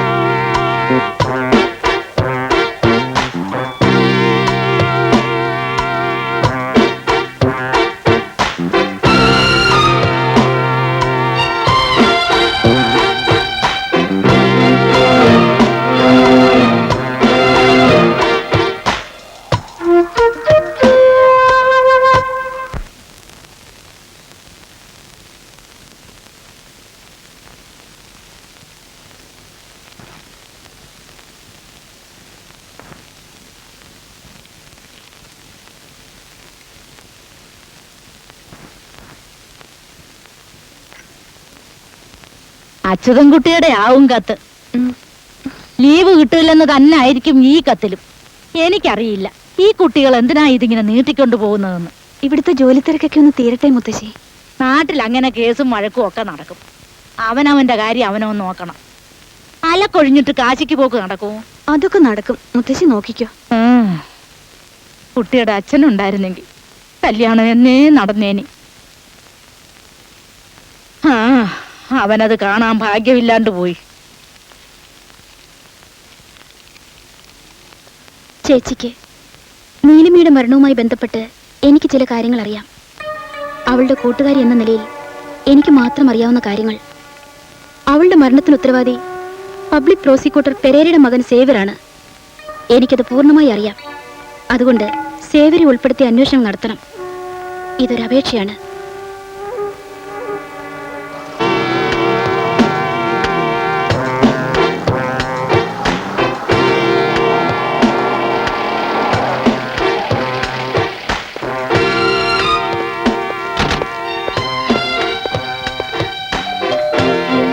പറഞ്ഞത് ഓർമ്മയുണ്ടല്ലോ. ഇതിലെ follow them. Yes madam. Mister Xavier പെരേരയുണ്ടോ ഇവിടെ? എന്താ കാര്യം? ഒരു കൊലപാതക കേസുമായി ബന്ധപ്പെട്ട് അയാളെ അറസ്റ്റ് ചെയ്യാൻ വന്നതാണ്. സോറി, അവനോട് ഇല്ലല്ലോ. പള്ളി പോയിരിക്കുക അല്ലേടി റോസമ്മേ? എനിക്ക് വീട് പരിശോധിക്കണം. നിങ്ങളുടെ സ്ഥിരബുദ്ധിക്ക് എന്തെങ്കിലും കുഴപ്പമുണ്ടോ? ഇത് എന്റെ വീടാണെന്ന് മറന്നു എന്ന് തോന്നുന്നു. അതുകൊണ്ടാണ് ഞാൻ തന്നെ വന്നത്. ഓഹോ, കട്ടവനെ കിട്ടിയില്ലെങ്കിൽ കിട്ടിയവനെ പിടിക്കുക എന്ന പോലീസുകാരുടെ രീതി അല്ലേ? വീട് സെർച്ച് ചെയ്യാൻ ഞാൻ സമ്മതിക്കില്ല. എന്റെ കയ്യിൽ സെർച്ച് വാറണ്ട് ഉണ്ട്. സേവ്യർ പെരേര എന്നൊരാൾ ഈ വീട്ടിലുണ്ടെങ്കിൽ ഞങ്ങൾ അറസ്റ്റ് ചെയ്യും. കുറ്റവാളിയെ ഒളിപ്പിക്കുന്നത് ശിക്ഷാർഹമാണെന്ന് നിങ്ങൾ മറക്കുന്നു. ഇട്ടിരിക്കുന്ന ഈ കുപ്പായത്തിന്റെ ബലത്തിലാണ് നിങ്ങൾ സംസാരിക്കുന്നത്. റോബർട്ട് പെരേര ഒന്ന് തുമ്മിയാൽ തെറിക്കുന്ന മൂക്കിന്റെ തുമ്പിലാണ് നീയും നിന്റെ ഒഫീഷ്യൽ പദവി. ഒരു പബ്ലിക് പ്രോസിക്യൂട്ടറുടെ മാന്യത നിങ്ങൾ മറക്കുന്നു. ഞങ്ങൾക്ക് മറ്റൊരു ഭാഷ വശമുണ്ട്. അന്തിക്ക് തെരുവിലിറങ്ങുന്ന ചീപ്പ് പ്രോസ്റ്റിറ്റ്യൂട്ടുകളെയും അവരെ കൂട്ടിക്കൊടുക്കുന്ന പിമ്പുകളെയും ഒതുക്കുന്ന ഭാഷ. അത് പറയാത്തത് എന്റെ മാന്യത. അപ്പോൾ തെരുവിന്റെ മാന്യതയാണ് പിൻബലമല്ലേ? അത്തരമൊരാൾ എങ്ങനെ ഈ ഉടുപ്പുമിട്ട് ഇവിടെ വന്നു എന്നാണ് എന്റെ സംശയം. Stop it. എടി കൊച്ചേ, ഞാനൊന്ന് പറയാം. എന്റെ മുമ്പിൽ കൂടുതൽ ഷൈൻ ചെയ്യരുത്.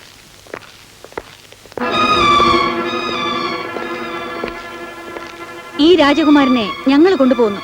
തുമ്മിയാൽ തെറിക്കുന്ന നിങ്ങളുടെ മൂക്കിന്റെ തുമ്പിലാണ് ഞാൻ ഇരിക്കുന്നത്. നിങ്ങൾക്ക് എപ്പോ വേണേൽ തുമ്മാം. തെറിക്കോന്നറിയട്ടെ. കമോൺ.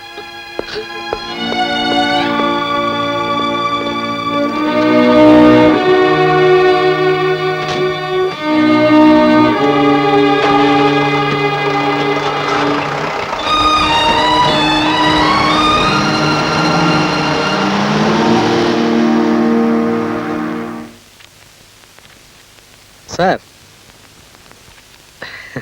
സാറിനെ നീലിമ കൊലക്കേസിൽ സ്പെഷ്യൽ പ്രോസിക്യൂട്ടറായിട്ട് സർക്കാർ നിയമിച്ച് ഉത്തരവായിരിക്കുന്ന സ്ഥിതിക്ക് വീണ്ടും പെരേര വക്കീലുമായിട്ട് ഏറ്റുമുട്ടേണ്ടി വരുമല്ലോ. എങ്ങനെ? അല്ല, പബ്ലിക് പ്രോസിക്യൂട്ടർ ഉദ്യോഗം രാജിവെച്ച് പെരേര വക്കീല് തന്നെ സ്വന്തം മകന് വേണ്ടി വാദിക്കുന്നെന്ന് കേട്ടു. അതുകൊണ്ടാ. അങ്ങനെ ആയാൽ തന്നെ ആ ഏറ്റുമുട്ടല് ഞാൻ കൊതിച്ചത് മാത്രമല്ല, എനിക്ക് വിധിച്ചതും കൂടിയാ.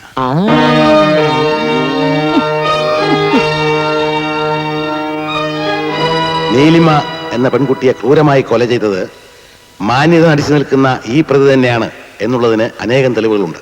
വെറും ആരോപണങ്ങൾ ഒരിക്കലും തെളിവുകളാകാറില്ല. അടിസ്ഥാനമില്ലാത്ത കാര്യങ്ങൾ പറയുന്നത് കോടതിയെ തെറ്റിദ്ധരിപ്പിക്കലുമാണ്. അതുകൊണ്ട് തന്നെ ഈ രീതിയിൽ പ്രോസിക്യൂട്ടർ ഈ കേസിന്റെ വാദം നീട്ടിക്കൊണ്ടു പോകുന്നതിൽ യാതൊരു അർത്ഥവുമില്ല. പ്രതിക്കൂട്ടിൽ നിൽക്കുന്നത് മകനായതുകൊണ്ടായിരിക്കും. അവൻ നിരപരാധിയായതുകൊണ്ട്. No interference. Mister K P, proceed with your case. Yes your honour. സംഭവ ദിവസം നീലിമ പ്രതിയെ പ്രതീക്ഷിച്ച് വാട്ടർ സ്പോർട്സ് കോംപ്ലക്സിൽ കാത്തു നിന്നതായി ഈ കേസിലെ ഒന്നാം സാക്ഷി കോച്ച് ഈ കോടതി മുമ്പാകെ മൊഴി തന്നിട്ടുണ്ട്. നീലിമയെ അന്ന് നിങ്ങൾ അവസാനമായി കണ്ടത് എപ്പോഴാണ്? പ്രാക്ടീസ് കഴിഞ്ഞ് അവസാനത്തെ ബാച്ച് ബോട്ടിൽ കയറുമ്പോൾ. ഇന്നത്തെ പ്രാക്ടീസ് കഴിഞ്ഞു. നാളെ കാലത്ത് ആരും ഇങ്ങോട്ട് വരണ്ട. നാളെ ക്രോസ് കൺട്രി പ്രാക്ടീസ് ആണ്. കാലത്ത് 6:30 തന്നെ എല്ലാവരും റെഡിയായി ഹോസ്റ്റലിൽ നിൽക്കണം. Now you can go.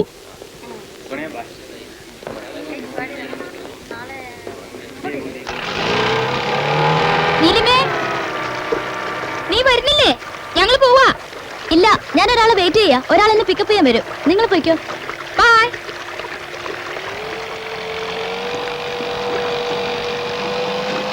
നിങ്ങൾ കാണുമ്പോൾ നീലിമ അവിടെ തനിച്ചായിരുന്നല്ലോ. അതെ. അന്നേ ദിവസം പ്രതിയെ നിങ്ങൾ അവിടെ എവിടെയും വെച്ച് കണ്ടിട്ടേ ഇല്ലല്ലോ. ഇല്ല യുവർ ഓണർ, അന്ന് നീലിമ ഒരാളെ കാത്തു നിന്നു എന്ന് പറഞ്ഞാൽ പ്രതിയെ കാത്തു നിന്നു എന്ന് അർത്ഥമില്ല. അതിന് സാക്ഷിമൊഴിയുമില്ല. രണ്ടാം സാക്ഷി ഗൂർഖയുടെ മൊഴി ബഹുമാനപ്പെട്ട കോടതി ശ്രദ്ധിക്കുക.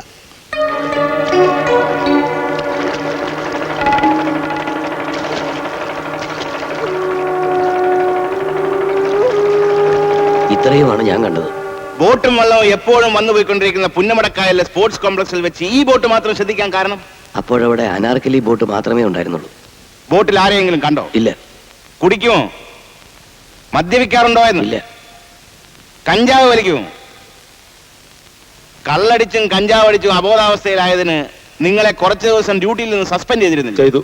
ഡ്യൂട്ടി സമയത്ത് പോലും സുബോധമില്ലാത്ത സാക്ഷി അനാർക്കലി ബോട്ട് കണ്ടുപോലും. എങ്ങനെ വിശ്വസിക്കാൻ?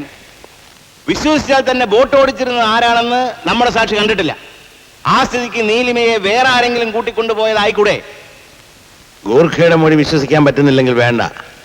എന്റെ സുഹൃത്തിന്റെ മകളും മരുമോനുമാണല്ലോ 10ഉം 11ഉം സാക്ഷികൾ. അന്ന് അനാർക്കലി ബോട്ടിൽ വീട്ടിൽ വന്നിരുന്നെന്നും തിരിച്ചു പോകാൻ നേരത്ത് ബോട്ട് കടവിൽ ഇല്ലായിരുന്നെന്നും അവർ മൊഴി നൽകിയിട്ടുണ്ട്. അതുകൊണ്ട് പ്രതി ആ ബോട്ട് കൊണ്ടുപോയി എന്നർത്ഥമുണ്ടോ? പ്രതി സാധാരണ അങ്ങനെ ചെയ്യാറുണ്ടെന്നും മൊഴിയുണ്ട്. ഞങ്ങളുടെ നാട്ടിൽ അടുപ്പമുള്ള ആരും അനുവാദം കൂടാതെ അങ്ങനെ ചെയ്യുന്ന മറ്റൊരു പതിവും ഉണ്ട്. ദൃക്സാക്ഷികളില്ലാത്ത കേസിൽ സാഹചര്യങ്ങളെ അടിസ്ഥാനമാക്കി തെളിവ് നൽകാനുള്ള എന്റെ ശ്രമത്തെ പരാജയപ്പെടുത്താനായിരിക്കും ഭാവം. ഉദ്ദേശം കൊള്ളാം, പക്ഷേ ലക്ഷ്യം തെറ്റും വക്കീൽ സാറേ. വയസ്സുകാലത്ത് വക്കീലായതുകൊണ്ടായിരിക്കും ഇത്രയും വീര്യം. കോടതിയിൽ നിന്നുകൊണ്ട് തോന്നുന്നതൊക്കെ വിളിച്ചു പോയതുകൊണ്ട് മാത്രം നല്ല വക്കീലാവില്ല സാറേ. ഇനിയിപ്പോ നല്ല വക്കീലാകാൻ താങ്കളുടെ ശിക്ഷണം വേണമായിരിക്കും. No, you please come to the point. കുറ്റകൃത്യത്തിലേക്ക് പ്രതിയെ നയിച്ച വികാരം ഈ കോടതി മുമ്പാകെ തെളിയിച്ചു കഴിഞ്ഞു. നാലാം സാക്ഷി ആലീസിന്റെ മൊഴി അത് പൂർണ്ണമായും വ്യക്തമാക്കുന്നു. കൊല്ലപ്പെടും മുമ്പ് ഒരു ദിവസം നീലിമ എന്നെ കാണാൻ എന്റെ ഹോസ്റ്റലിൽ വന്നിരുന്നു. ഞാനിതിപ്പോ രാജീവനോട് എങ്ങനെ പറയും ആലീസേ? എന്താ കുട്ടിയുടെ ഭാവം? ഈ സേവർ നീലിമയെ കല്യാണം കഴിക്കുന്ന ഉറപ്പുണ്ടോ? ഉണ്ട്, 100 വട്ടം. നീലിമയ്ക്ക് ഇപ്പൊ പറഞ്ഞാൽ മനസ്സിലാവില്ല. കുട്ടി ഇപ്പൊ പ്രേമത്തിന്റെ ഹങ്ങോവറില്ല. എനിക്കറിയാവുന്ന കാര്യം ആയതുകൊണ്ടാ ഞാൻ പറയണത്. എനിക്ക് നന്നായി അറിയാം ഈ സേവരെ, വളരെ നന്നായി. ഒരുപക്ഷെ കുട്ടി അറിയുന്നതിലും നന്നായി. ആലീസ് വിചാരിക്കുന്ന പോലും നല്ലന്നേ. സേവ്യറിന് ഇനി എന്നെ കെട്ടാണ്ടിരിക്കാൻ പറ്റില്ല.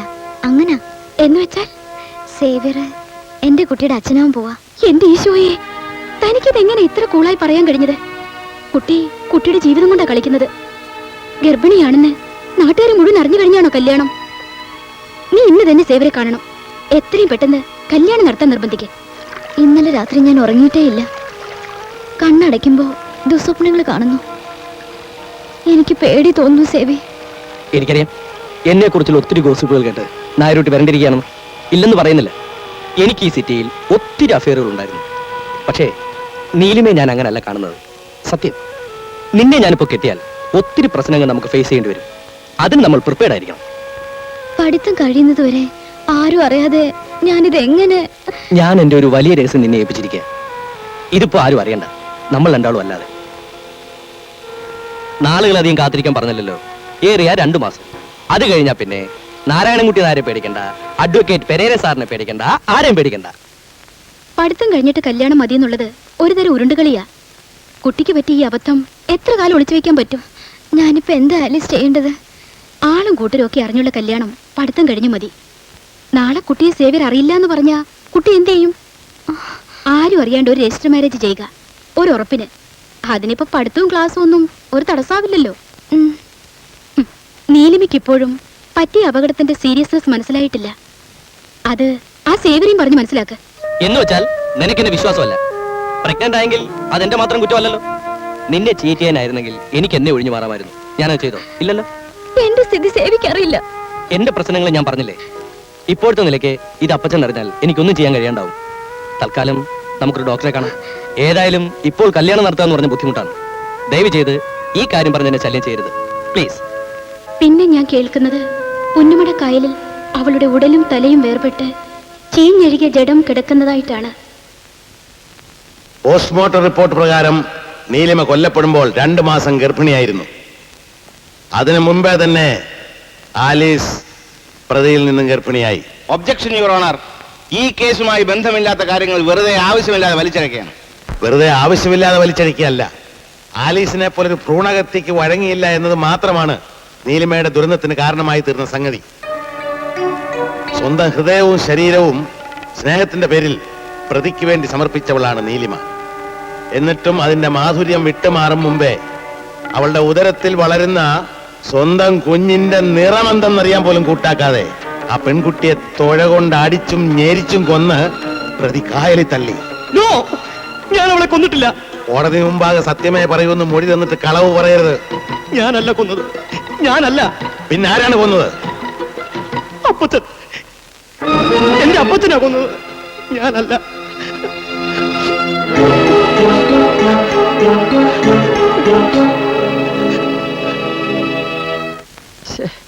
എത്ര പാടുപെട്ടാണ് നമ്മൾ ഈ കേസ് ഇത്രടം വരെ എത്തിച്ചത്. ഇനിയിപ്പോ നമുക്ക് തെറ്റുപറ്റിയോ സാർ? മനുഷ്യന് തെറ്റുപറ്റാം, പക്ഷെ മനുഷ്യനെ ഭരിക്കുന്ന നിയമങ്ങൾക്ക് ഒരു കാലത്തും തെറ്റ് പറ്റരുത്. ഇപ്പൊ ലക്ഷ്യത്തിലേക്ക് കൂടുതൽ എടുക്കാൻ നമുക്ക് പുതിയൊരു വഴി കിട്ടിയില്ലേ? ആ വഴിയിൽ കുറ്റവാളിയായി നിൽക്കുന്നത് പെരേരയാണ്. കേസ് തെളിയിക്കാൻ ബുദ്ധിമുട്ടാ. ഞാൻ സന്നദ്ധ എടുത്തതും വക്കീലായതും എന്തിനാണെന്ന് അറിയാമല്ലോ.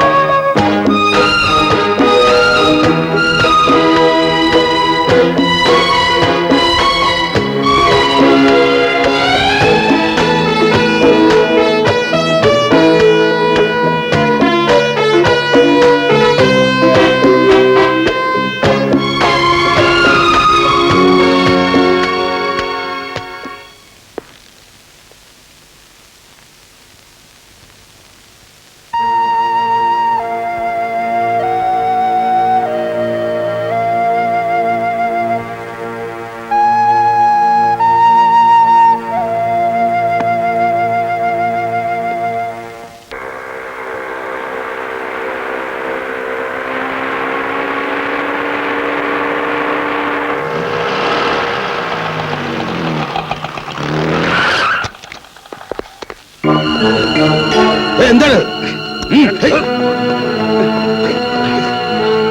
എന്താ വേണ്ടേ?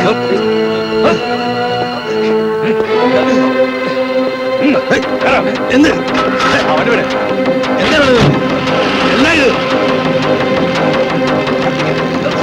നിങ്ങൾക്ക് എന്താ വേണ്ടെന്ന് പറയണം.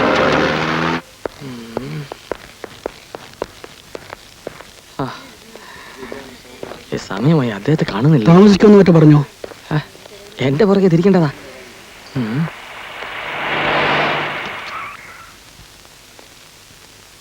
നമസ്കാരം സർ. രക്ഷപ്പെടാൻ എന്തെങ്കിലും പഴുതുണ്ടോ സർ? ഈ കേസിന്റെ വിചാരണ നടക്കില്ല. എന്നെ ശിക്ഷിക്കണമെന്ന് വാദിക്കാൻ KP മേനോൻ ഈ കോടതിയിലെത്തില്ല.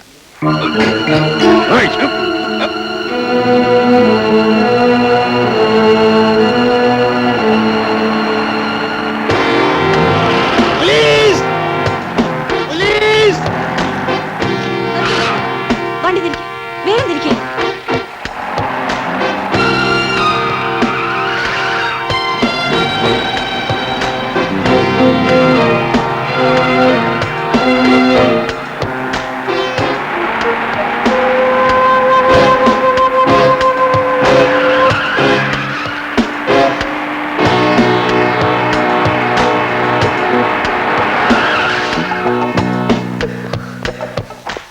Get down. ഇറങ്ങ. Come on.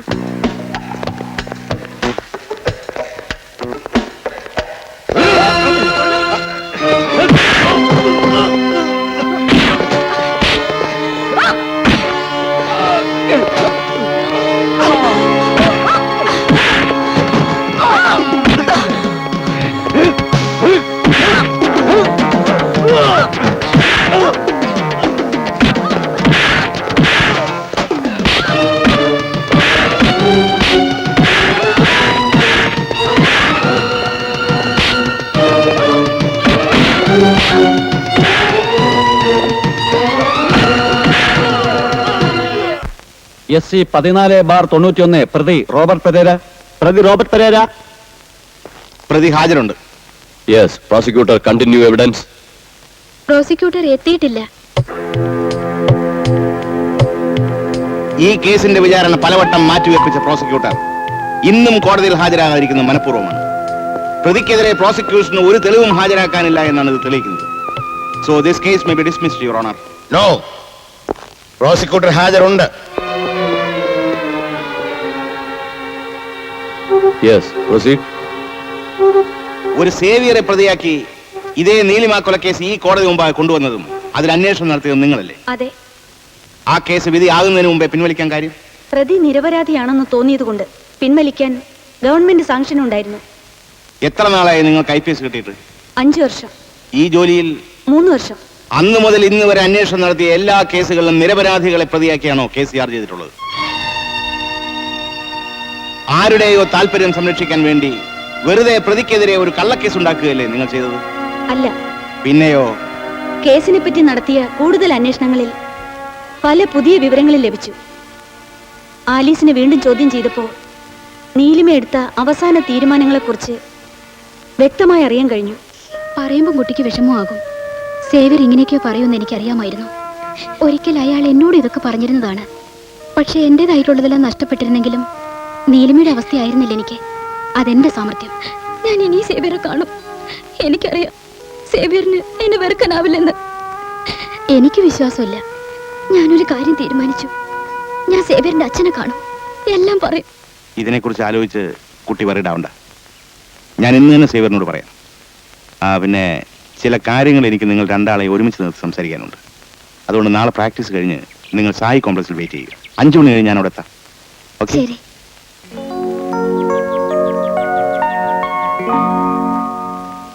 പണ്ട് സേവിയർ പ്രതിയായിരുന്ന കാലത്ത് പറയാതിരുന്ന വിവരങ്ങൾ ഇപ്പോൾ ഇവിടെ പറഞ്ഞത് പോലീസിന്റെയും മറ്റും നിർബന്ധം കൊണ്ടല്ലേ? അല്ല. That's all, your honour. 3-ാം സാക്ഷി പപ്പൻ ഗോവിന്ദൻ. പപ്പൻ ഗോവിന്ദൻ.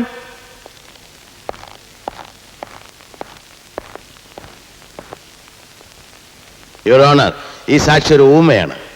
അയാളുടെ ആംഗ്യങ്ങൾ ഇന്റർപ്രറ്റ് ചെയ്യാൻ എക്സ്പെർട്ട് ഹാജരുണ്ട്. യെസ്. എന്താണ് ഈ കയ്യിലെ പാട്? തുഴ കൊണ്ട് അടിച്ചതാണ്. ആരടിച്ചു? എന്തിനാ അടിച്ചത്? ഞാൻ അന്ന് ഗൂർക്കയ്ക്ക് കഞ്ചാവ് കൊടുക്കാനായി പോയിരുന്നു. ഗൂർക്കയെ അവിടെ കണ്ടില്ല. നോക്കിയപ്പോൾ കണ്ടത് ആദ്യം നീ അനുസരിക്കാൻ പഠിക്കേ.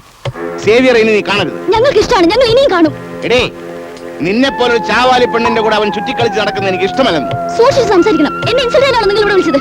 അതിനല്ലടി, കാര്യങ്ങളൊക്കെ ഒന്ന് പറഞ്ഞു തീർക്കാം. Bloody.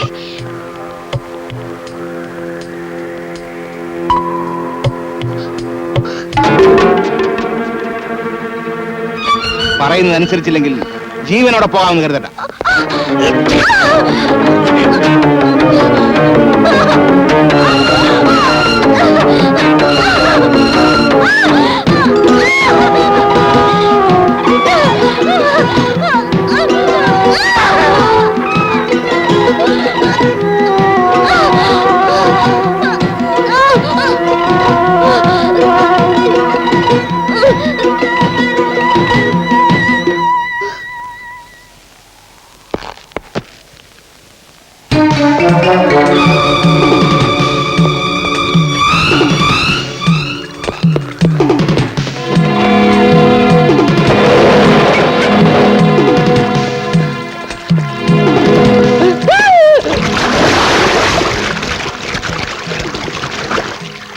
That's all, Your Honor. ഇടയിൽ നിൽക്കുന്ന ഒരു ഇന്റർപ്രറ്റർക്ക് ഊമയായ സാക്ഷിയുടെ മൊഴി എങ്ങനെയും വ്യാഖ്യാനിച്ച് മാറ്റാവുന്നതേ ഉള്ളൂ. അതുകൊണ്ട് ഈ സാക്ഷിമൊഴി വിശ്വസനീയമല്ല, your honour. No. Expert evidence ഏത് കോടതിക്കും വിശ്വസനീയമാണ്. വിശ്വസിച്ചേ പറ്റൂ. അതിന് റൂളിംഗ് ഉണ്ട്. Call the next witness. സാക്ഷി സേവ്യർ പെരേര. Xavier Pereira.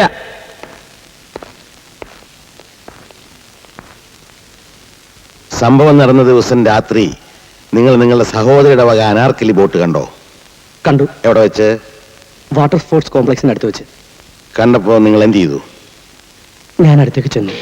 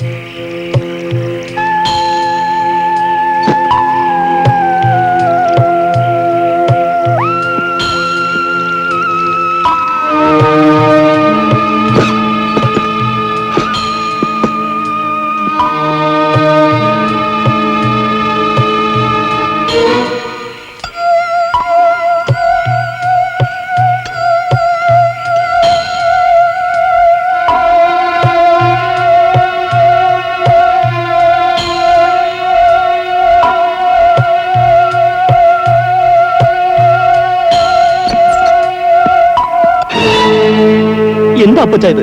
എനിക്കൊരു അബദ്ധം പറ്റി. അവളെ ഞാൻ കൊന്നു. എനിക്കത് ചെയ്യേണ്ടി വന്നു. നിനക്ക് വേണ്ടി കൊല്ലും തന്നെ ഞാൻ. ഇത് എത്രയും പെട്ടെന്ന് മറവ് ചെയ്യണം. എന്നെ അനുസരിച്ചില്ലെങ്കിൽ ഈ കൊലയ്ക്ക് ഉത്തരവാദി നീയാകും. എല്ലാ തെളിവുകളും നിനക്കെതിരെ കൊണ്ടുവരാൻ എനിക്ക് കഴിയും.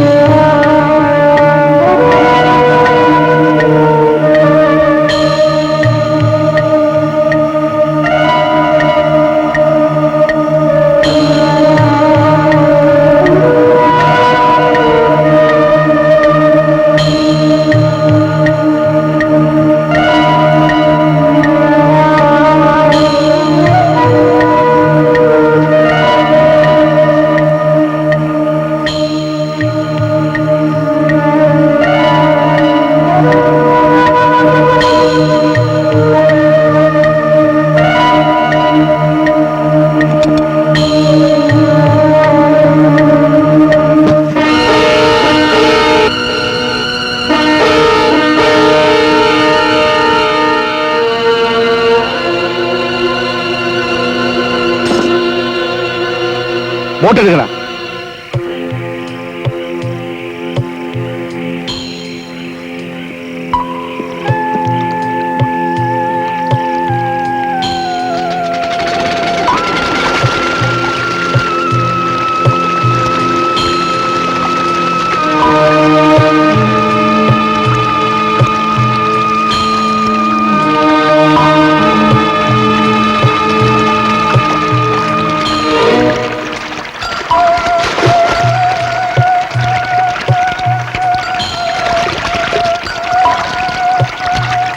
നീലിമ കൊലക്കേസിൽ പ്രതിയായി മുമ്പ് നിന്നെ അറസ്റ്റ് ചെയ്തപ്പോഴും അന്വേഷണം നടത്തിയപ്പോഴും കുറ്റവാളി നിന്റെ അപ്പനാണെന്ന് എന്തുകൊണ്ട് പോലീസിനോട് പറഞ്ഞില്ല? ചോദിച്ചത് കേട്ടില്ലേ? അപ്പച്ചൻ പറഞ്ഞിട്ട് എനിക്ക് വേണ്ടി വാദിച്ച് എന്നെ വെറുതെ വിടാൻ നേരിട്ട് സ്വയം രക്ഷപ്പെടാൻ വേണ്ടി അപ്പനെതിരെ ഒരു മാപ്പ് സാക്ഷിയായി കോടതിയിൽ കള്ളമൊഴി കൊടുക്കാമെന്ന് ആരോടെങ്കിലും വാക്ക് കൊടുത്തിരുന്നു? ഇല്ല. കണ്ടത് മാത്രം പറയാനാണ് ഞാൻ ഇങ്ങോട്ട് വന്നത്. കാണാത്തത് കണ്ടെന്ന് പറഞ്ഞിട്ട് ഇനി എനിക്കെന്ത് നേടാൻ? No no your honour, he is a lunatic. സാക്ഷിക്ക് ഭ്രാന്താണ്, സുബോധം നഷ്ടപ്പെട്ട എന്തെങ്കിലും പുലമ്പുന്ന ഭ്രാന്ത്. കുറ്റകൃത്യങ്ങൾക്ക് തെളിവുകളായപ്പോ ഈ കേസിലെ യഥാർത്ഥ പ്രതിക്കാണ് ഭ്രാന്ത്. പ്രതി ചെയ്ത കുറ്റകൃത്യത്തിന്റെ മുഴുവൻ തെളിവുകളും ഞാൻ കോടതി മുമ്പാകെ ബോധിപ്പിച്ചു കഴിഞ്ഞു. ആ തെളിവുകളും കേസിലെ 20ഓളം സാക്ഷികളുടെ മൊഴികളും പ്രതിക്ക് കുറ്റകൃത്യത്തിലുള്ള പങ്ക് പൂർണ്ണമാക്കുന്നു. ഇതിനെയെല്ലാം അതിജീവിക്കാൻ പ്രതിഭാഗത്തിനു വേണ്ടി പ്രതി തന്നെ നടത്തിയ വാദങ്ങൾക്ക് കഴിഞ്ഞിട്ടില്ല. ശവശരീരത്തിൽ കണ്ട വസ്ത്രം, ഡയമണ്ടിൽ പറ്റിയ രക്തം, അതേക്കുറിച്ച് മാത്രമേ പ്രതി തർക്കം ഉന്നയിച്ചിട്ടുള്ളൂ. അതിൽ വസ്ത്രം പ്രതി തന്നെ നേരിട്ട് വാങ്ങിയിട്ടുള്ളതാണെന്ന് കടയുടമ മൊഴി തന്നിട്ടുണ്ട്. ഡയമണ്ടിൽ കണ്ട രക്തം പ്രതിയുടെ തന്നെയാണെന്ന് ഡോക്ടർ മൊഴി തന്നിട്ടുണ്ട്. ഒബ്ജക്ഷൻ യുവർ ഓണർ, പ്രതിയുടെ ശരീരത്തിൽ മുറിവുണ്ടായതിന് തെളിവില്ല. മുറിവില്ലാതെ എങ്ങനെ ഡയമണ്ടിൽ ചോര പറ്റും? ശരീരത്തുണ്ടായ മുറിവിന് തെളിവുണ്ട്, മരുന്ന് വെച്ച് കിട്ടിയ ഡോക്ടറുടെ സർട്ടിഫിക്കറ്റ്. ഇല്ലാത്ത മുറിവിന് ഡോക്ടർ സർട്ടിഫിക്കറ്റോ?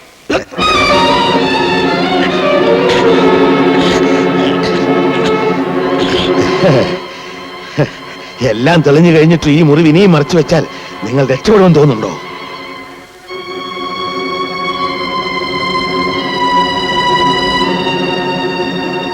ഈ പ്രതി ഇതിനു മുമ്പ് ഇതുപോലുള്ള പല കുറ്റകൃത്യങ്ങളും ചെയ്തിട്ട് അതിൽ നിന്നെല്ലാം സമർത്ഥമായി രക്ഷപ്പെട്ടിട്ടുള്ളവനാണ്.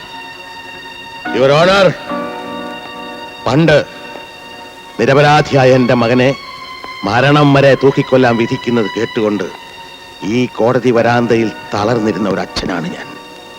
അന്ന് എനിക്കോ എന്റെ മകനോ നീതി കിട്ടാതെ പോയൊരു ഉത്തരവാദിയും ഈ പ്രതി പെരേരയാണ്. നീതി ദാഹിക്കുന്ന ആരുടെയും ഹൃദയവികാരങ്ങൾ നീതിയുടെ ത്രാസിൽ തുലനം ചെയ്യാതെ പോകരുത്. അതുകൊണ്ട് ഈ പ്രതി റോബർട്ട് പെരേരയെ മരണം വരെ തൂക്കിക്കൊല്ലാൻ വിധി ഉണ്ടാകണമെന്ന് നീതിയുടെ നിയമത്തിന്റെയും പേരിൽ ബഹുമാനപ്പെട്ട കോടതിയോട് ഞാൻ അപേക്ഷിക്കുന്നു.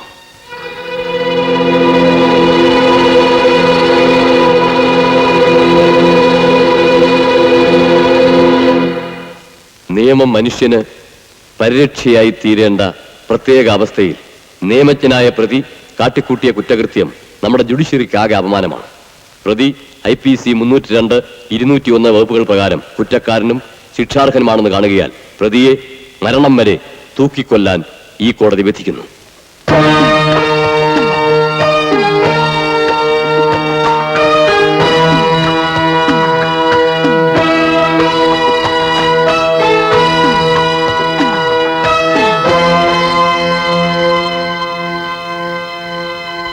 ഒരു യുഗം കഴിഞ്ഞ പോലെ തോന്നുന്നു എനിക്ക്.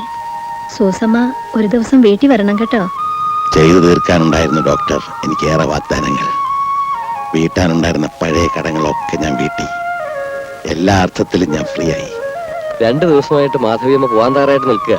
എപ്പോഴും ചോദിക്കും സാറ് വന്നോ. ഡോക്ടറോടുള്ള എന്റെ കടപ്പാട് മരിച്ചാലും മറക്കാനാവില്ല. നമുക്ക് വീട്ടിലേക്ക് പോകാം.